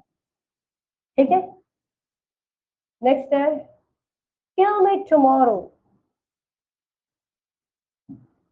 Kill me tomorrow let me live tonight. यहाँ डेस्टिमोना कहती है ऑथेलो से, जब ऑथेलो उसको मारने के लिए जाता है, घोटने के लिए जाता है, तब वो कहती है कि तुम मेरी हत्या कल कर लेना, आज मुझे जीने दो। ठीक है ना, इस मॉडर को कहते हैं गला घोटना, क्योंकि वो उसके गला घोट के मृत्यु करता है, और वो भी किसके एडवाइस पे, इयागो पे। वरना वो पहले तो उससे किससे करता है, पहले वो सोचता है कि मैं उसको पॉइजन दे दूंगा तो जल्दी मर जाएगी। Next, I I care I care not for thy sword. I care not for thy sword. I will make thee known though I lost 20 lives. Imiliya कहती है ओथेलो को, ओथेलो को कहती है, वो लास्ट एक्ट में है, ये लास्ट सीन में होता है जब उसकी मृत्यु कर देता है वो किसकी, डेस्टिमोना की। तब वो बोलती है अब मैं इस बात से नहीं चूकूंगी, चाहे मुझे कितनी बार 20 बार भी तुम्हारी तलवार से मरना पड़े, मैं फिर भी इसको बता के रहूंगी कि तुम्हारी तलवार की मैं अब चिंता नहीं करती हूँ। ठीक है, डेस्टिमोना कहती है, इमिलिया कहती है उसको, ओथेलो को, क्योंकि डेस्टिमोना की वो क्या कर देता है, हत्या कर देता है। तब वो बोलती है अब मुझे इसका कोई टेंशन नहीं है कि तुम मुझे भी मार दो, I don't care. I that I am cruel and yet merciful, I would not have lingered in thy pain. Othello कहता है जब वो डेस्टिमोना को मार देता है कि मैं कठोर और निर्दय हूँ, फिर भी मैं दयालु हूँ, क्योंकि I would not have linger in her pain, मैं तुम्हें दर्द में तड़पता हुआ नहीं देख सकता। ये बोलता है वो डेस्टिमोना के लिए कि मैं तुम्हें अभी भी प्यार करता हूँ, भले मैं बहुत ज्यादा क्या हूँ, निर्दयी हो रखा हूँ। She loved me for the dangers I have passed, and I loved her that she did pity them. This only is the witchcraft that I have used. Othello कहता है जब उसका फादर आता है ब्रेवेंशियो, और ब्रेवेंशियो बोलता है कि तुमने मेरी बेटी पे क्या जादू टोड़ा कर दिया है, काला जादू टोड़ा कर दिया है। विच क्राफ्ट का मतलब होता है जादू टोड़ा। तब वो बोलता है कि शी लव मी, उसने तो मेरे खतरों से प्रेम किया, जो मैंने खतरे आज तक सहन किए, एंड मैंने उससे प्यार किया क्योंकि उसके अंदर एक दया थी। यही एक जादू आप कह सकते हो जो मैंने तुम्हारी बेटी पे चलाया, कि मैं एक खतरों से खेलने वाला व्यक्ति हूं। माई नोबल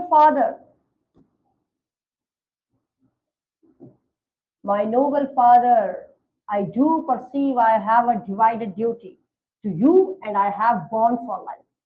डेस्टिमोना कहती है ब्रेवेंशियो से, जब ब्रेवेंशियो ओथेलो से कहता है कि ये बात की नहीं है तो ये तुम्हारी क्या होगी, तब वो बोलती है माय नोबल फादर, मेरे सभ्य पिता, आई डू परसीव, मुझे पता है मुझे कैसे अपनी ड्यूटी को निभाना है। To you I have born for life, तुम्हारे लिए तो मेरा पूरा जीवन समर्पित है।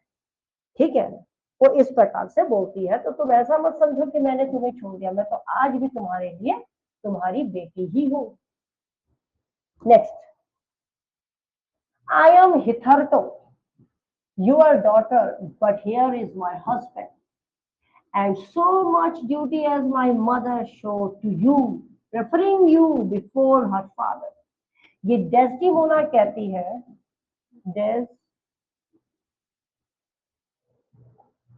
ये डेस्टिमोना कहती है टू ब्रेवेंशियो, वो कहती है भाई एक तरफ मैं तुम्हारी बेटी हूँ, दूसरी तरफ ये मेरे हस्बैंड है। वो ड्यूटी जो मेरी माँ ने तुम्हारे लिए निभाई, ये नजरअंदाज करते हुए कि वो सबसे पहले उन्होंने प्रेफर तुमको किया बजाय अपने पिता को, उसी प्रकार मैं भी वो ही फॉलो कर रही हूँ। समझ में आ गया? Next, she did deceive her father marrying you. यहां पर she did deceive her father marrying you, यह वो भड़का रहे हैं ओथेलो को कि वो तो ऐसी है जिसने अपने पिता को ही धोखा दे दिया तुमसे शादी करके, तो वो तो एक तो धोखेबाज लेडी है, उस पर तुम कहाँ विश्वास कर रहे हो। फिर ये है, strangle her in bed, even the bed she hath contaminated. ये इयागो कहता है ओथेलो से कि तुम उसको गला घोट कर मारो उसी बिस्तर पे जो वो अपवित्र किया है। Next, I have very poor and unhappy brains for drinking.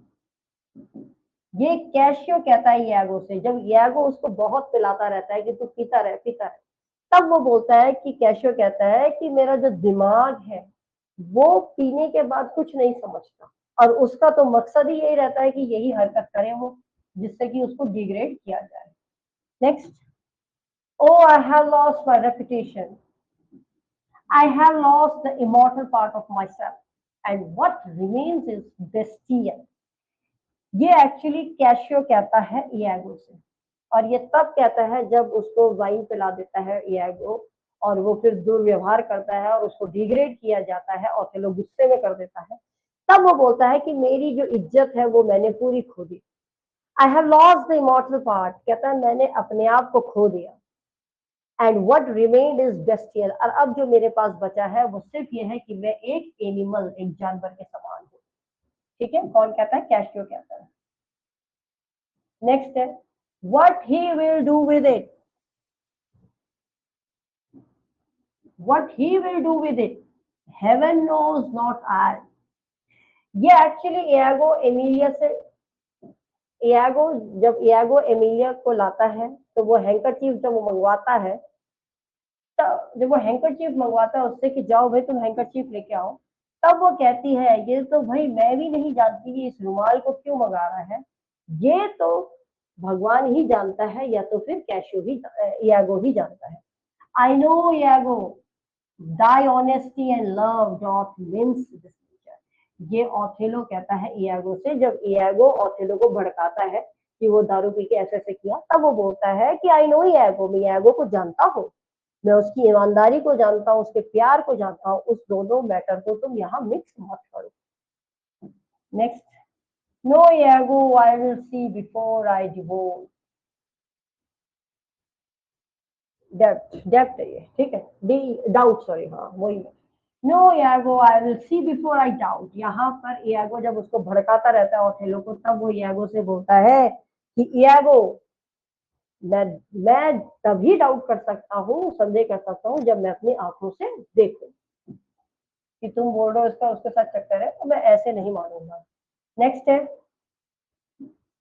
even so my bloody thoughts with violent pace shall never look back। Othello कहता है जितना ज्यादा मैं डेस्डेमोना से प्रेम करता हूँ उतना ही अब मैं क्या हो जाऊंगा, खतरनाक। क्योंकि जब उसको पता, उसने जब वो देख लेता है वो इंसिडेंट को, तब उसके बाद उसको ये लगता है, तो वो कहता है मैं जितना उसको प्यार कर रहा था मैं उतनी अब उससे नफरत करने लग जाऊंगा, और मैं अब पीछे नहीं देखूंगा, अब मैं बस आगे ही देखूंगा और मैं इसका कुछ ना कुछ करूंगा। Next, then must you speak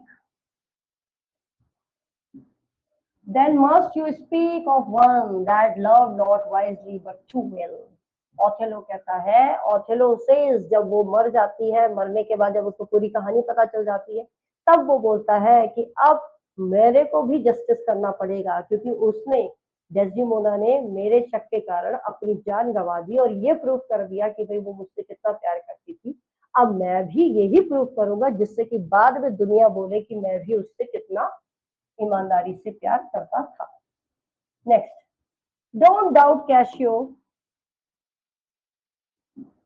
don't doubt Cassio but I will have my lot and you again friendly as you were. Desdemona बोलती है कैशियो से, जब कैशियो को या वो भेजता है कि तुम उसके पास जाओ, वही तुम्हारी मदद करेगी और तुम्हारे दोबारा से रिश्ते ओथेलो के साथ अच्छे हो जाएंगे। तब वो उसको बोलते कैशियो तुम चिंता मत करो, मैं अपने लॉर्ड, लॉर्ड मतलब यहाँ पर है ओथेलो, से बात करूंगी और तुम्हारी दोस्ती फिर से वैसी ही हो जाएगी जैसे पहली थी।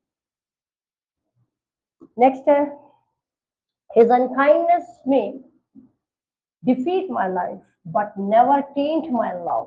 ये डेस्डेमोना कहती है इमिलिया और इयागो से कि भाई उसकी जो ये क्रूरता है जो वो मेरे साथ ऐसा कर रहा है, मेरे साथ इतना बुरा व्यवहार कर रहा है, कोई फर्क नहीं पड़ता, may defeat my life his unkindness, क्योंकि उसकी जो निर्दयता है वो मेरे जीवन को खत्म नहीं कर सकती। But never tent my love, लेकिन कहती है कि मेरे जो प्यार है, प्यार को कभी भी, टेंट का मतलब होता है दूषित नहीं करना। वो कहती है हरा सकती है, मतलब वो भले वो मुझे क्रूअल हो सकता है लेकिन वो मेरे प्रेम को दूषित नहीं कर सकता। तो ओथेलो चाहे कितना भी क्रूअल हो जाए, मैं उससे तब भी प्रेम करती ही रहूंगी, ये डेस्डेमोना बोलती है। I am not what I am. यहाँ पर इयागो रोड्रिगो को कहता है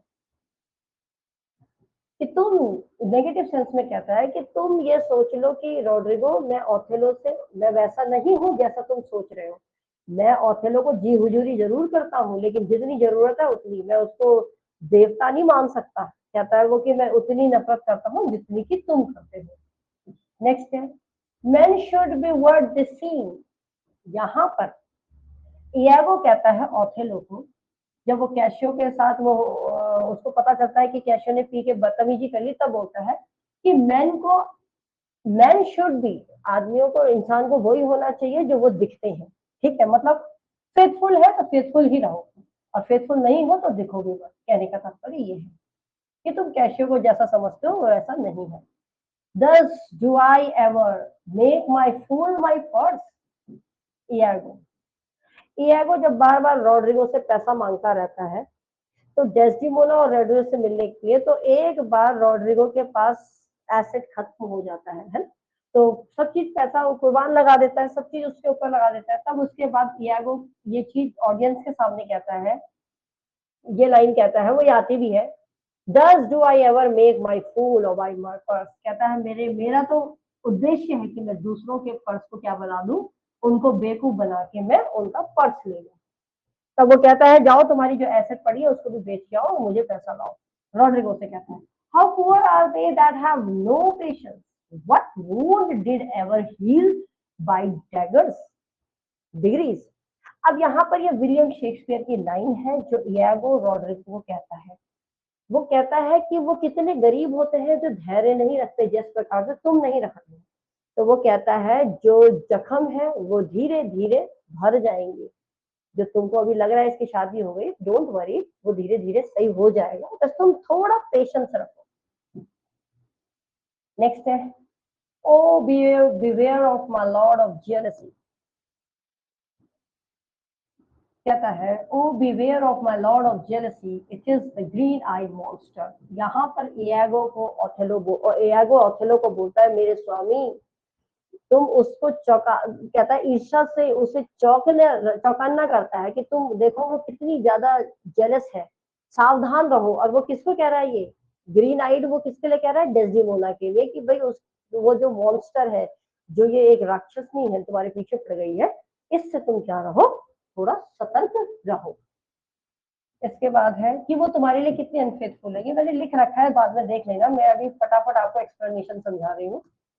इसके बाद वो कहता है, नेक्स्ट कोटेशन है, reputation is an ideal and most false imposition, oft got without merit and lost without deserving। ये इयागो कहता है कैशियो से, जब उसको रेपुटेशन, वो कहता है कि जो इज्जत होती है वो निठल्ली होती है, बेकार होती है, और ज्यादातर मोस्ट झूठा इम्पोजिशन आरोप लगता है।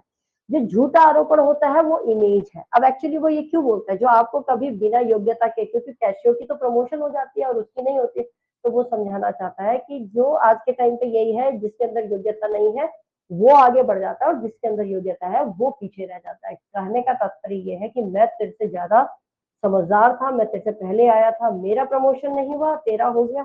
तो तात्पर्य यही है, जो डिजर्व नहीं करता उसको मिल जाता है और जो डिजर्व करता है उसको मिलता नहीं है। नेक्स्ट है, to mourn a mischief, to mourn a mischief that is past and gone is a next way to draw mischief on। यहाँ ड्यूक कहता है ब्रबेंशियो से, वो जब कहता है कि भाई जो गलती हो गई, चलो तुम्हें लगता है गलती हो गई, बेटी ने शादी कर ली तो मान लो उसको, अब जो हो गया वो चला गया, तुम बार बार एक ही चीज पे विलाप करते रहोगे तो तुम हर समय विलाप ही करते रहोगे। अब उसको भूल जाओ और आगे जीवन में आगे बढ़ो। Next, who would not make her husband a crooked। ठीक है, to make him a monarch.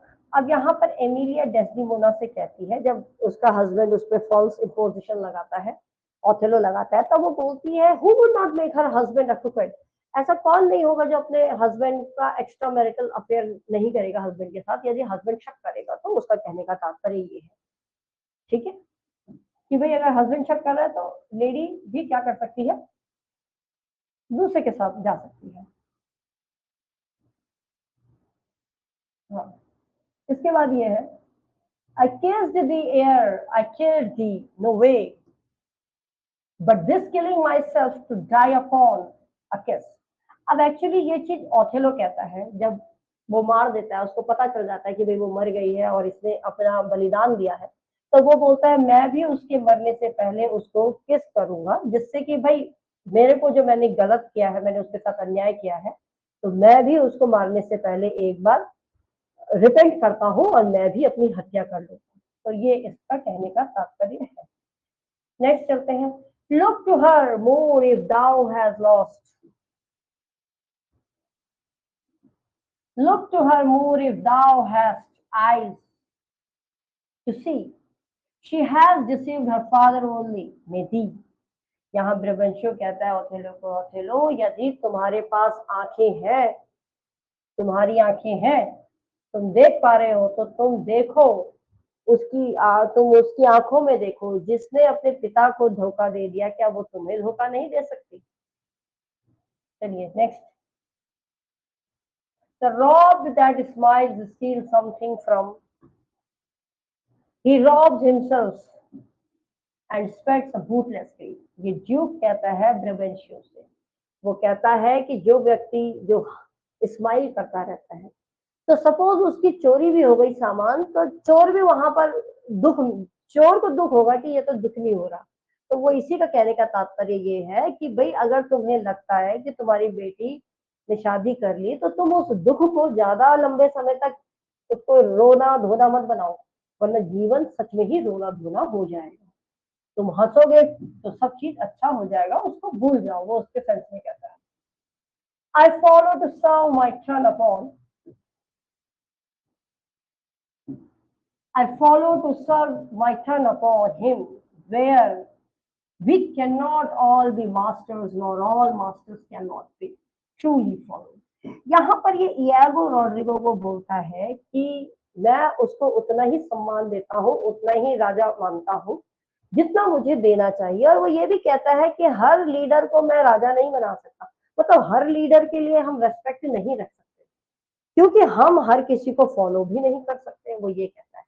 तो मतलब उसको कहने का तात्पर्य ये है कि मैं, यागो कहता है रॉड्रिगो को, कि मैं ओथेलो को उतना भाव नहीं देता।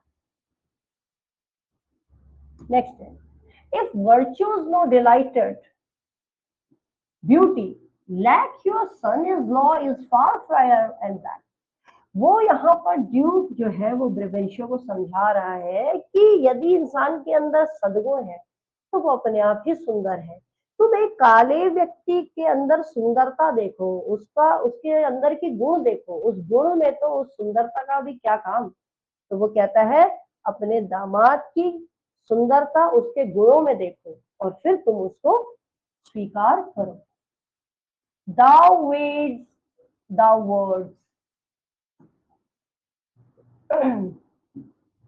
thou weighs the words before thou givest them breath। कहते हैं तुम्हें अपने शब्दों को तोल मोल लेना चाहिए। ये ओथेलो कहता है इयागो को, तुम जो बोल रहे हो, जो सांस ले रहे हो, उससे पहले भी तुम एक बार सोच लो कि तुम बोल क्या रहे हो। जब वो बार बार कैशियो के बारे में बोलता है, डेस्डिमोना के बारे में बोलता है, तब वो कहता है तो तुम बोल रहे हो उसको थोड़ा तोल मोल लो, तुम बोल क्या रहे हो। नेक्स्ट है, I am not merry but I do beguile, I am not merry but I do beguile the thing I am but seeming otherwise। ये डेस्डिमोना बोलती है इयागो को, और वो क्या बोल रही है कि मैं खुश नहीं हूं पर लोगों को खुश दिखाने की कोशिश कर रही हूँ, होने का धोखा दे रही हूँ कि मैं खुश हूँ। The things I am but seeming otherwise, कहती है मैं ओथेलो की सुरक्षा को लेकर, और बोलती भी इयागो से है, क्योंकि इयागो बड़े टेंशन में रहता है, रोज उसको वो ऐसा बोलता रहता है, तो उसके दिमाग में अलग सा वो टेंशन में और उसमें रहता है। तब वो कहती है पर मैं ओथेलो के बारे में सोच रही हूँ, उसकी सुरक्षा को लेकर मैं चिंतित हूँ। क्यों? क्योंकि वो आजकल थोड़ा अपसेट है, तो उसको ये नहीं पता रहता पहले कि ये एक्चुअली में मेरे ही वजह से अपसेट है। तब बोलती है। I think this we have done. ये कुछ इंपॉर्टेंट क्वेश्चन है तो आप देख लीजिएगा, मैंने जैसे इसको हटा दिए हैं, इसका कोई जरूरत नहीं है। ठीक है, तो ये हमारा वो कंप्लीट हुआ क्या, ओथेलो। तो क्लियर, इसके बाद चलते हैं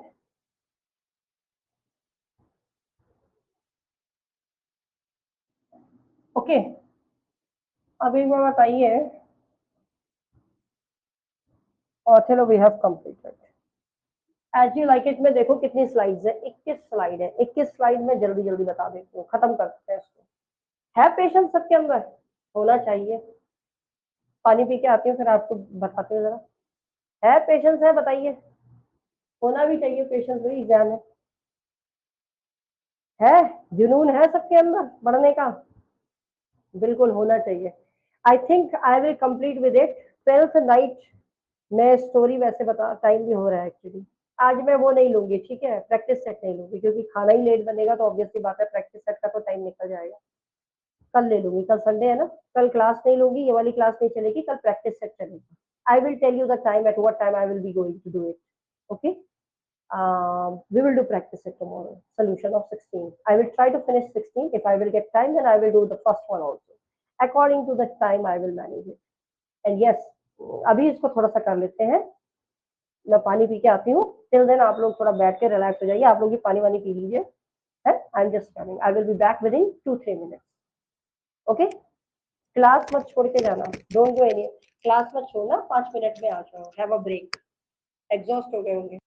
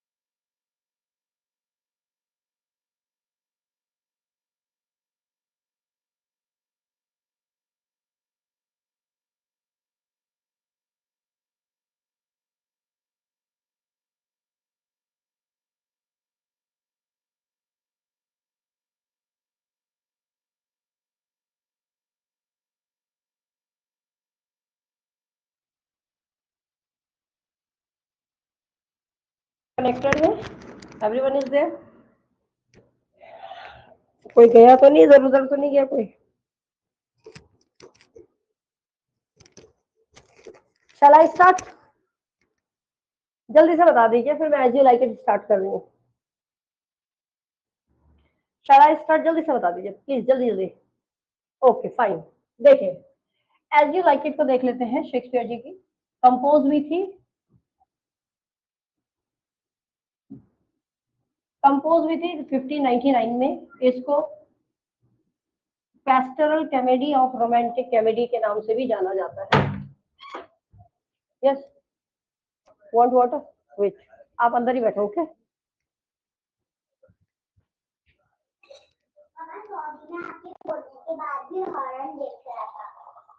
तो चेंज करो उसको। ठीक है, अब मैंने हटा दिया, मैं बिल्कुल नहीं। लो, take this, don't this. Welcome welcome.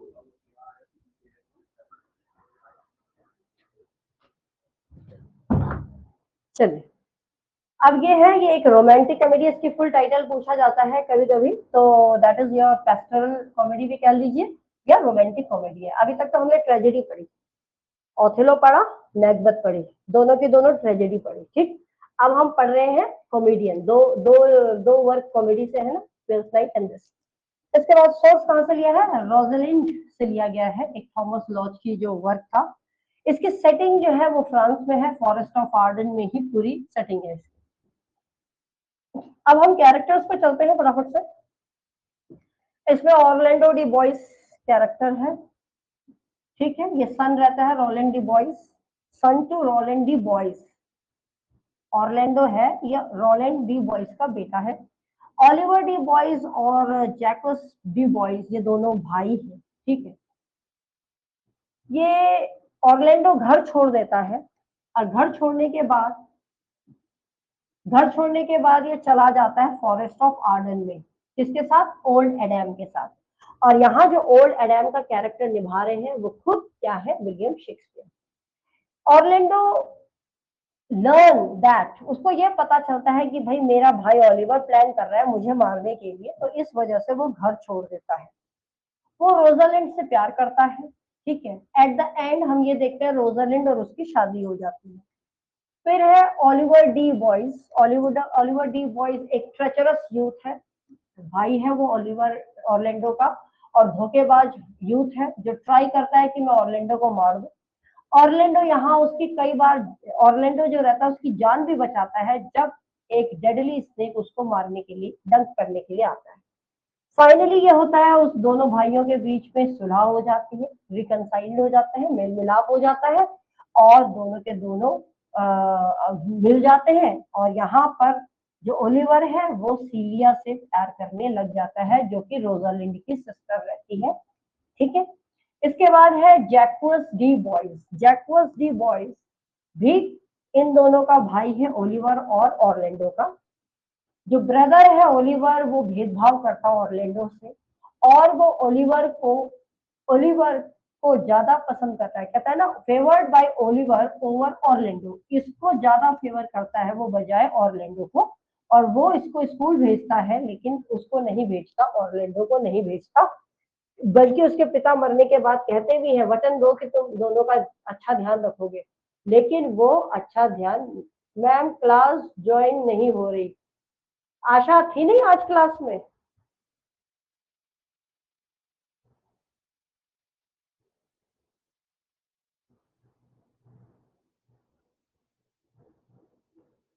Try it again,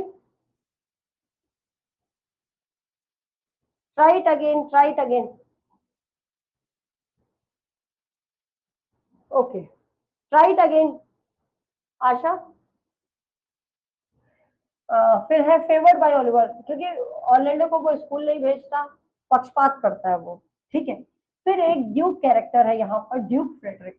Duke Frederick क्या है ये आपको बता दें, यहाँ पर विलन का अगर कैरेक्टर जो है वो है ड्यूक फ्रेडरिक का।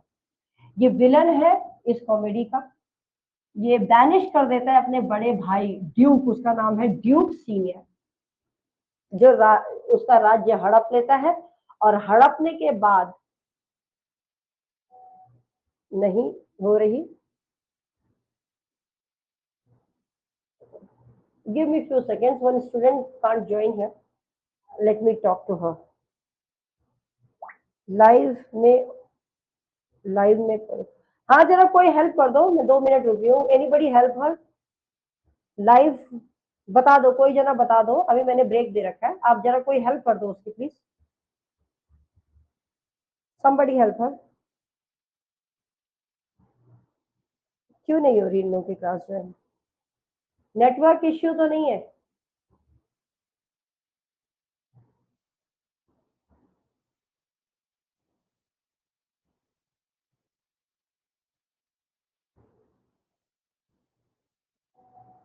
हो रहा है किसी से?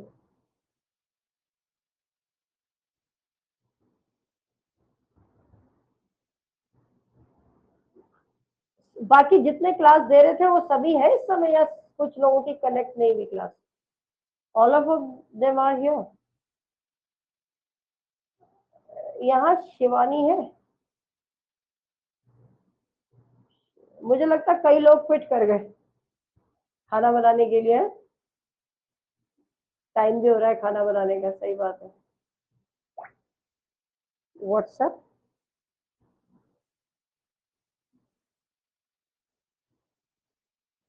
How is it possible?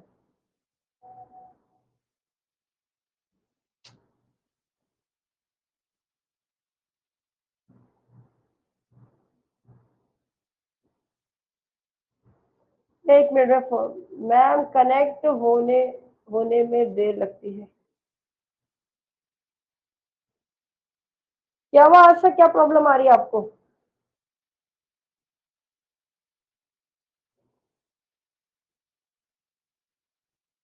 नहीं नहीं, आप एक काम करो ना, इसको पूरा कैंसिल कर दो एक बार, जो ये क्लास तुम दे रहे थे ना, इसको ऑफ कर दो। ऑफ करी तुमने?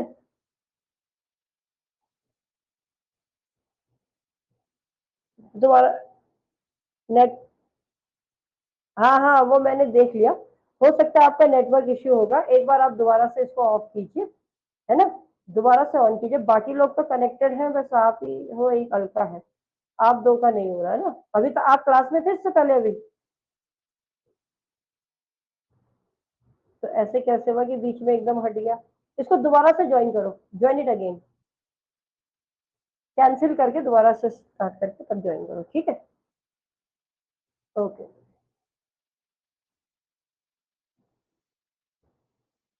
और किसका ज्वाइन नहीं हो रहा है? क्लास कब होगी?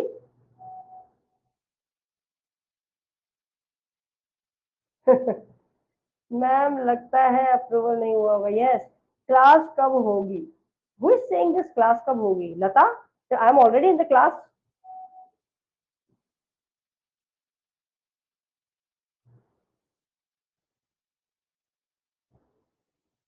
प्लीज मैसेज, आई एम, ये लता और इनका,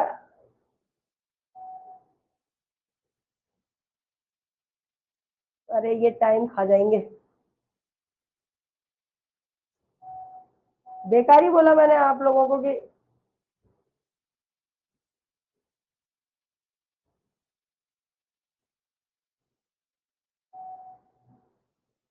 प्लीज इन्फॉर्म मी फास्ट। ये लता को बोलो भाई, क्लास तो चल ही रही है, वो तो पानी पीने गई थी मैं।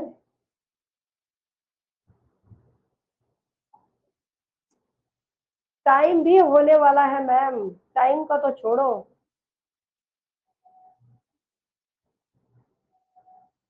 एंड आपने मन से एंड कर लिया है, अभी तो मैं तो कंप्लीट करके ही एंड करूंगी।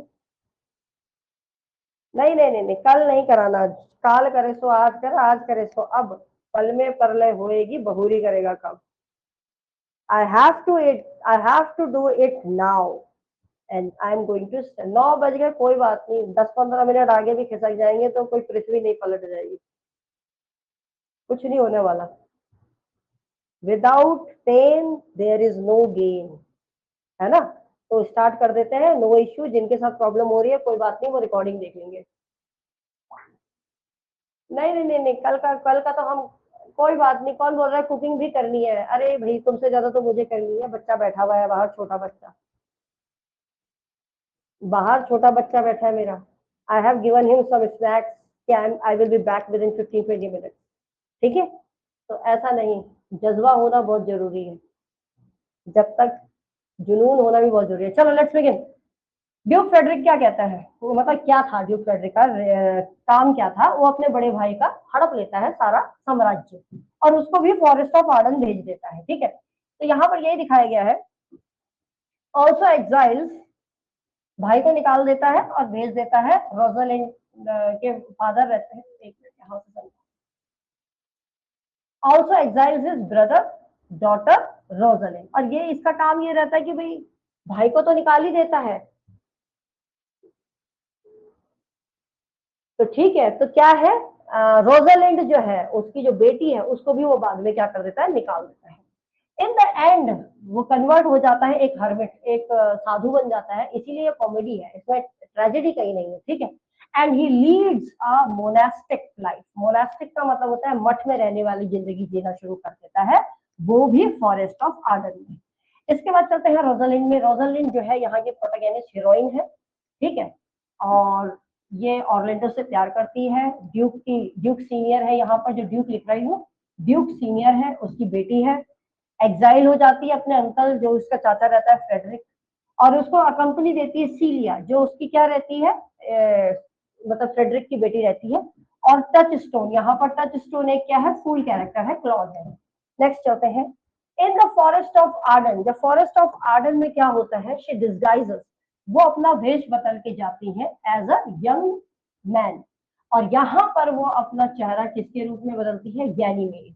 तो वो यहाँ पर गैनीमेड का कैरेक्टर रूप धारण करके जाती है, जिस प्रकार से 12th नाइट में वियोला किसका कैरेक्टर बदल के जाती है, सिसेरियो का। तो ड्यूक और ड्यूक सीनियर जो है वो फादर है रोजालिंड का, बैनिश कर देता है फॉरेस्ट ऑफ आर्डन में, उसको भेज देता है बाय यंगर ब्रदर फ्रेडरिक के द्वारा। ठीक है, ये फादर, ये ड्यूक जो है वही कहानी है, बार बार यही आ रही है। और एंड जो है प्ले में क्या होता है, बाद में इसको इसकी पूरी प्रॉपर्टी मिल जाती है, पोजेशन मिल जाता है। इसके बाद है सीलिया। सीलिया किसकी बेटी रहती है? सीलिया रहती है फ्रेडरिक की बेटी रहती है। ठीक है, और रोजालिंड की कजन रहती है। वो कंपनी करती है रोजालिंड की फॉरेस्ट में ऑफ आर्डन में। वो कहती है कि मेरे को भी अपनी बहन के साथ ही जाना है, अपने पिता को बोलती है। वो भी एक डिस्गाइज फॉर्म में रहती है, वो अलीनिया के डिस्गाइज फॉर्म में रहती है। उसकी दोस्ती ऑरलैंडो के ब्रदर से होती है, ऑलिवर से, और वो एक दूसरे से प्यार करने लग जाते हैं। इसके बाद है टच स्टोन पे चलते हैं। टच स्टोन यहाँ पर एक क्लॉन है इस प्ले में, और वो कंपनी करता है रोजालिंड और सीलिया के साथ, जाता है फॉरेस्ट ऑफ आर्डन। और वो ऑड्री ऑड्री एक काउंट्री वुमेन, मतलब एक गांव की लेडी है, उससे उसको प्यार हो जाता है। और एक बार ग्रेटेस्ट क्लॉन, अगर एक चीज और बता दें कि शेक्सपियर के जितने भी क्लॉन्स हैं उनमें एक नाम टचस्टोन क्लॉन का भी आता है। ठीक है, इसके बाद है जैक्वस। जैक्वस क्या है? One of Duke senior nobleman. क्या है ये जैकर्स है, हाँ, GAQUES। इसको याद रखना, कहीं उसके भाई से ना मिला देना, उसकी स्पेलिंग अलग है। ये ड्यूक सीनियर का एक नोबलमैन है जो उसके साथ ड्यूक फॉरेस्ट ऑफ आर्डन में जाता है। ये जो कैरेक्टर है इसको एक मेलनकली जैकस के नाम से भी जाना जाता है। तो इसमें पूछा जा सकता है कि मेलनकली कैरेक्टर कौन सा है इसमें, एज यू लाइक इट में, दैट इज योर जैकस। इसके बाद है आपका Adam and Dennis. Adam and Dennis कौन है? ये सर्वेंट है ओलिवर डिबॉन्स के। ठीक है, ये दोनों के दोनों नौकर हैं। माइनर कैरेक्टर है कोरिन सिल्वियस, ये शेपर्ड है, ये मेल है, दोनों के दोनों मेल है।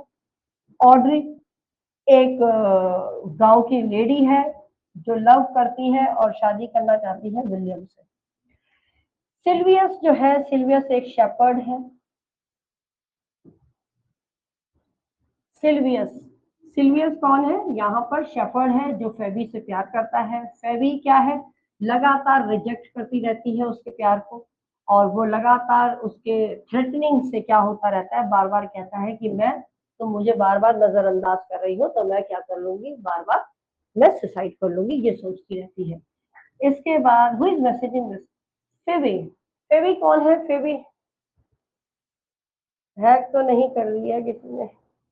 अरे खो नहीं रहा तो कोई बात नहीं। अरे रिकॉर्डिंग अभी कहाँ शो हो जाएगी। चलो कैरेक्टर के बाद I will wind up then. Most of the people are not able to join. ठीक है, ज्यादा नहीं पढ़ा रहे, ठीक है। ठीक है, इसके बाद फिर वाइंड अप कर देंगे कैरेक्टर के बाद। फेबी। फेबी कौन है? फेबी एक पेस्टोरल गर्ल है, एक देहाती लड़की है जो जिसको सिल्वर प्यार करता है।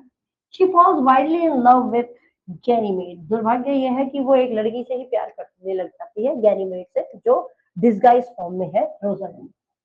Finally she wed Silvius. बाद में रोजालिंड उसको समझाती है कि भाई तुम्हें तो धन्य मानना चाहिए कि तुमसे इतना ज्यादा प्यार करता है वो। तो फाइनली वो उसके साथ वेड कर लेती है, शादी कर लेती है। फिर है एमीज। एमीज जो है वो एक लॉर्ड है, अटेंडिंग है ड्यूक सीनियर का, और वो साइंस ब्यूटीफुल लिरिक्स, वो एक बहुत ही ब्यूटीफुल लिरिक्स कविताएं हैं, तो पोएम्स भी आती है एमीज की, जब हम कोटेशन पढ़ेंगे तो वहां आएगा। इसके बाद है चार्ल्स। चार्ल्स एक प्रोफेशनल रेसलर है। चार्ल्स क्या है? चार्ल्स एक प्रोफेशनल रेसलर है। और बेथ इसकी बेथ नहीं है, ब्रो है, BEAU। ये एक कोर्टियर अटेंडिंग है फ्रेडरिक का। तो फ्रेडरिक का यहाँ ये अटेंडिंग है। चार्ल्स जो है ये एक प्रोफेशनल रेसलर रहता है, जो बहुत ही प्रोफेशनल है रेसलर।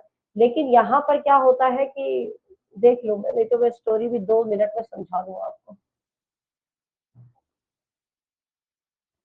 अब इसकी कोटेशंस आ जाएंगे, तो कोटेशंस है, चाहो तो आप बोलो, नहीं तो फिर देखो इसमें क्या होता है एज यू लाइक इट में। तो फटाफट से नक्शल में स्टोरी बता रही हूँ।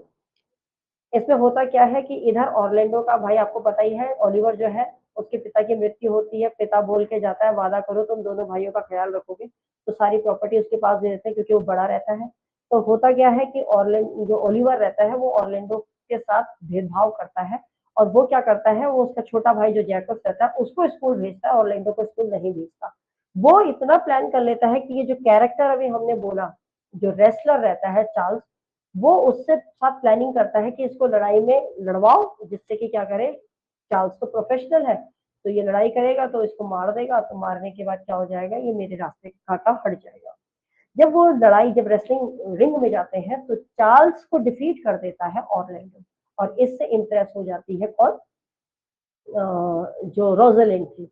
तो रोजालिंड की जो गैंग थी लड़कियों की, तो वहां पर वो क्या करते हैं, वो उसको बहुत ज्यादा वो करते हैं, उत्साह देते हैं, प्रोत्साहन देते हैं, हुडिंग करते हैं कि तोड़ो और हड्डियां तोड़ो। तो यहाँ पर एक कोटेशन भी आती है कि मैं पहली बार लड़कियों को देख रहा हूँ जिसके अंदर स्पिरिट है कि जब हड्डियां टूट रही है तो उन्हें मजा आ रहा है। ठीक है, ये फूल बोलता है। तो वहां पर भी जब वो जीत जाता है तो फिर ऑर्लैंडो को लगता है कि ओलिवर को लगता है अब मैं इसको कैसे मारूं, तो उसका जो कमरा होता है, जिस कमरे में होता है, वहां भी वो आग लगा देता है कि जैसे भी करके ऑर्लैंडो जो है वो मर जाना चाहिए। तो जब ऑर्लैंडो को ये पता चल जाता है कि ये मेरी मरने की साजिश कर रहा है, तो वो सब चीज छोड़ छाड़ के एडन के साथ कहाँ चला देता है, फॉरेस्ट ऑफ आर्डन। इधर ये आर्डन पहुंच गए। इधर कहानी में क्या चल रहा होता है, फ्रेडरिक जो रहता है वो सारा राजपाट ले लेता है, अपने बड़े भाई ड्यूक सीनियर को फॉरेस्ट ऑफ आर्डन भेज देता है नोबल के साथ, जिसका नाम रहता है जैकब। अब वो दोनों चले जाते हैं।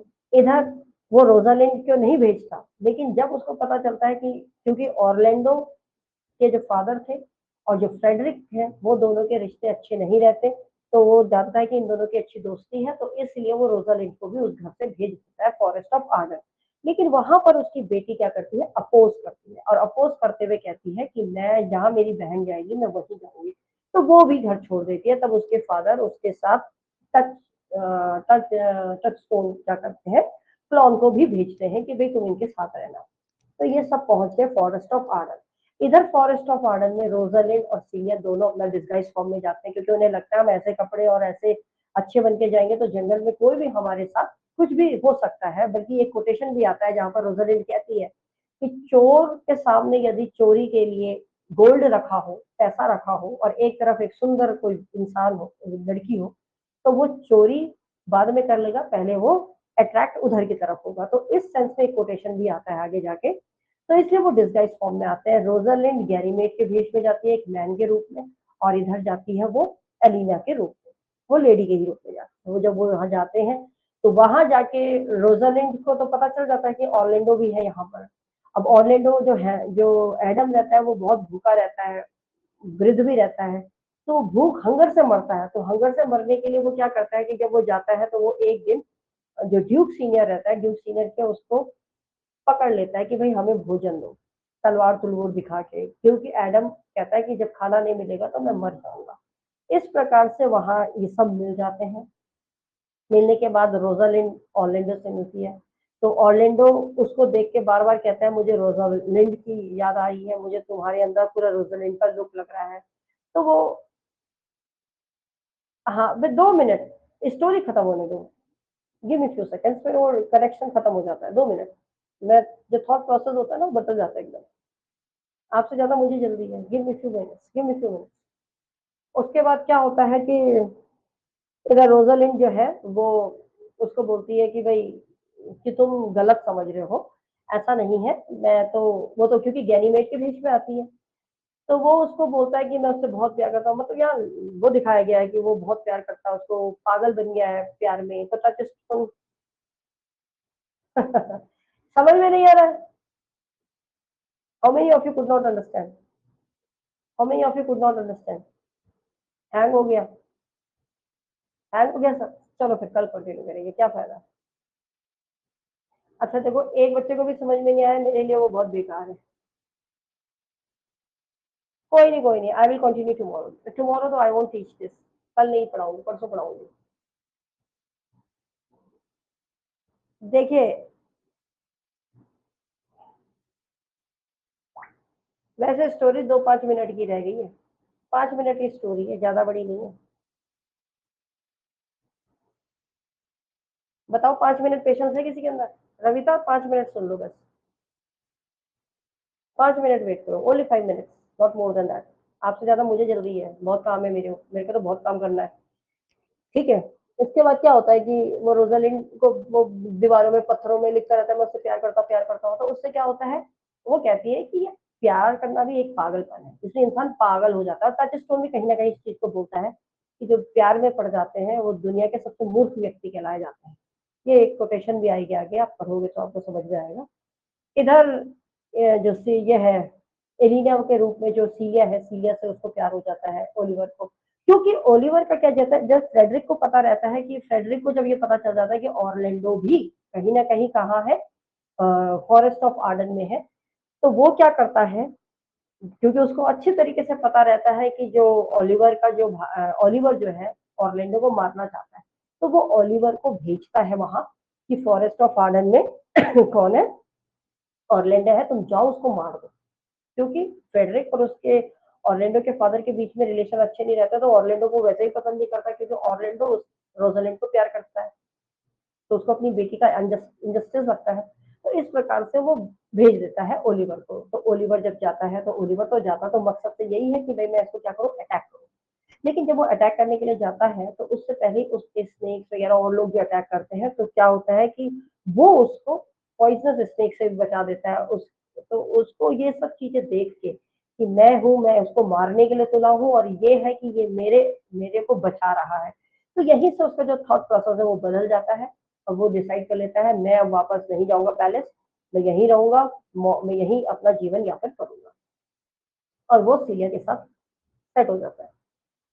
इसके बाद इधर आ जाता है फ्रेडरिक। फ्रेडरिक को लगता है कोई सूचना नहीं मिल रही, कुछ नहीं मिल रही, तो फ्रेडरिक खुद चला जाता है फॉरेस्ट ऑफ आर्डन में। जाता पूरे मकसद से है कि मैं ऑर्लैंडो को मार दूं। लेकिन होता क्या है, ऑन द वे जैसे वो रास्ते में जा रहा होता है, उसको एक साधु मिल जाता है। साधु ऐसी बात करता है, ऐसे उसको मैनिपुलेट कर देता है, ऐसी कुछ प्रवचन दे देता है कि जिससे फ्रेडरिक का सारा दिमाग जो था, जिस पर्पस से वो जा रहा था, वो सारा बदल जाता है। और बदलने के उपरांत अब वो डिसीजन ले लेता है कि मुझे अब क्या नहीं करना है, त्याग देना है, मैंने ड्यूक सीनियर की प्रॉपर्टी ड्यूक को दे देनी है, मैंने अब यहीं पर इसी फॉरेस्ट ऑफ आर्डन में साधु का रूप धारण करके मैंने आजीवन यही रहना है।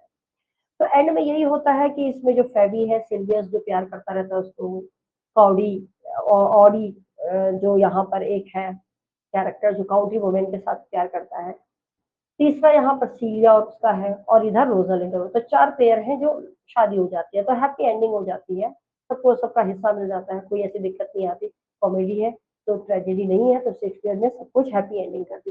तो this was all about the story. Tomorrow नहीं, after tomorrow I will start with the quotation.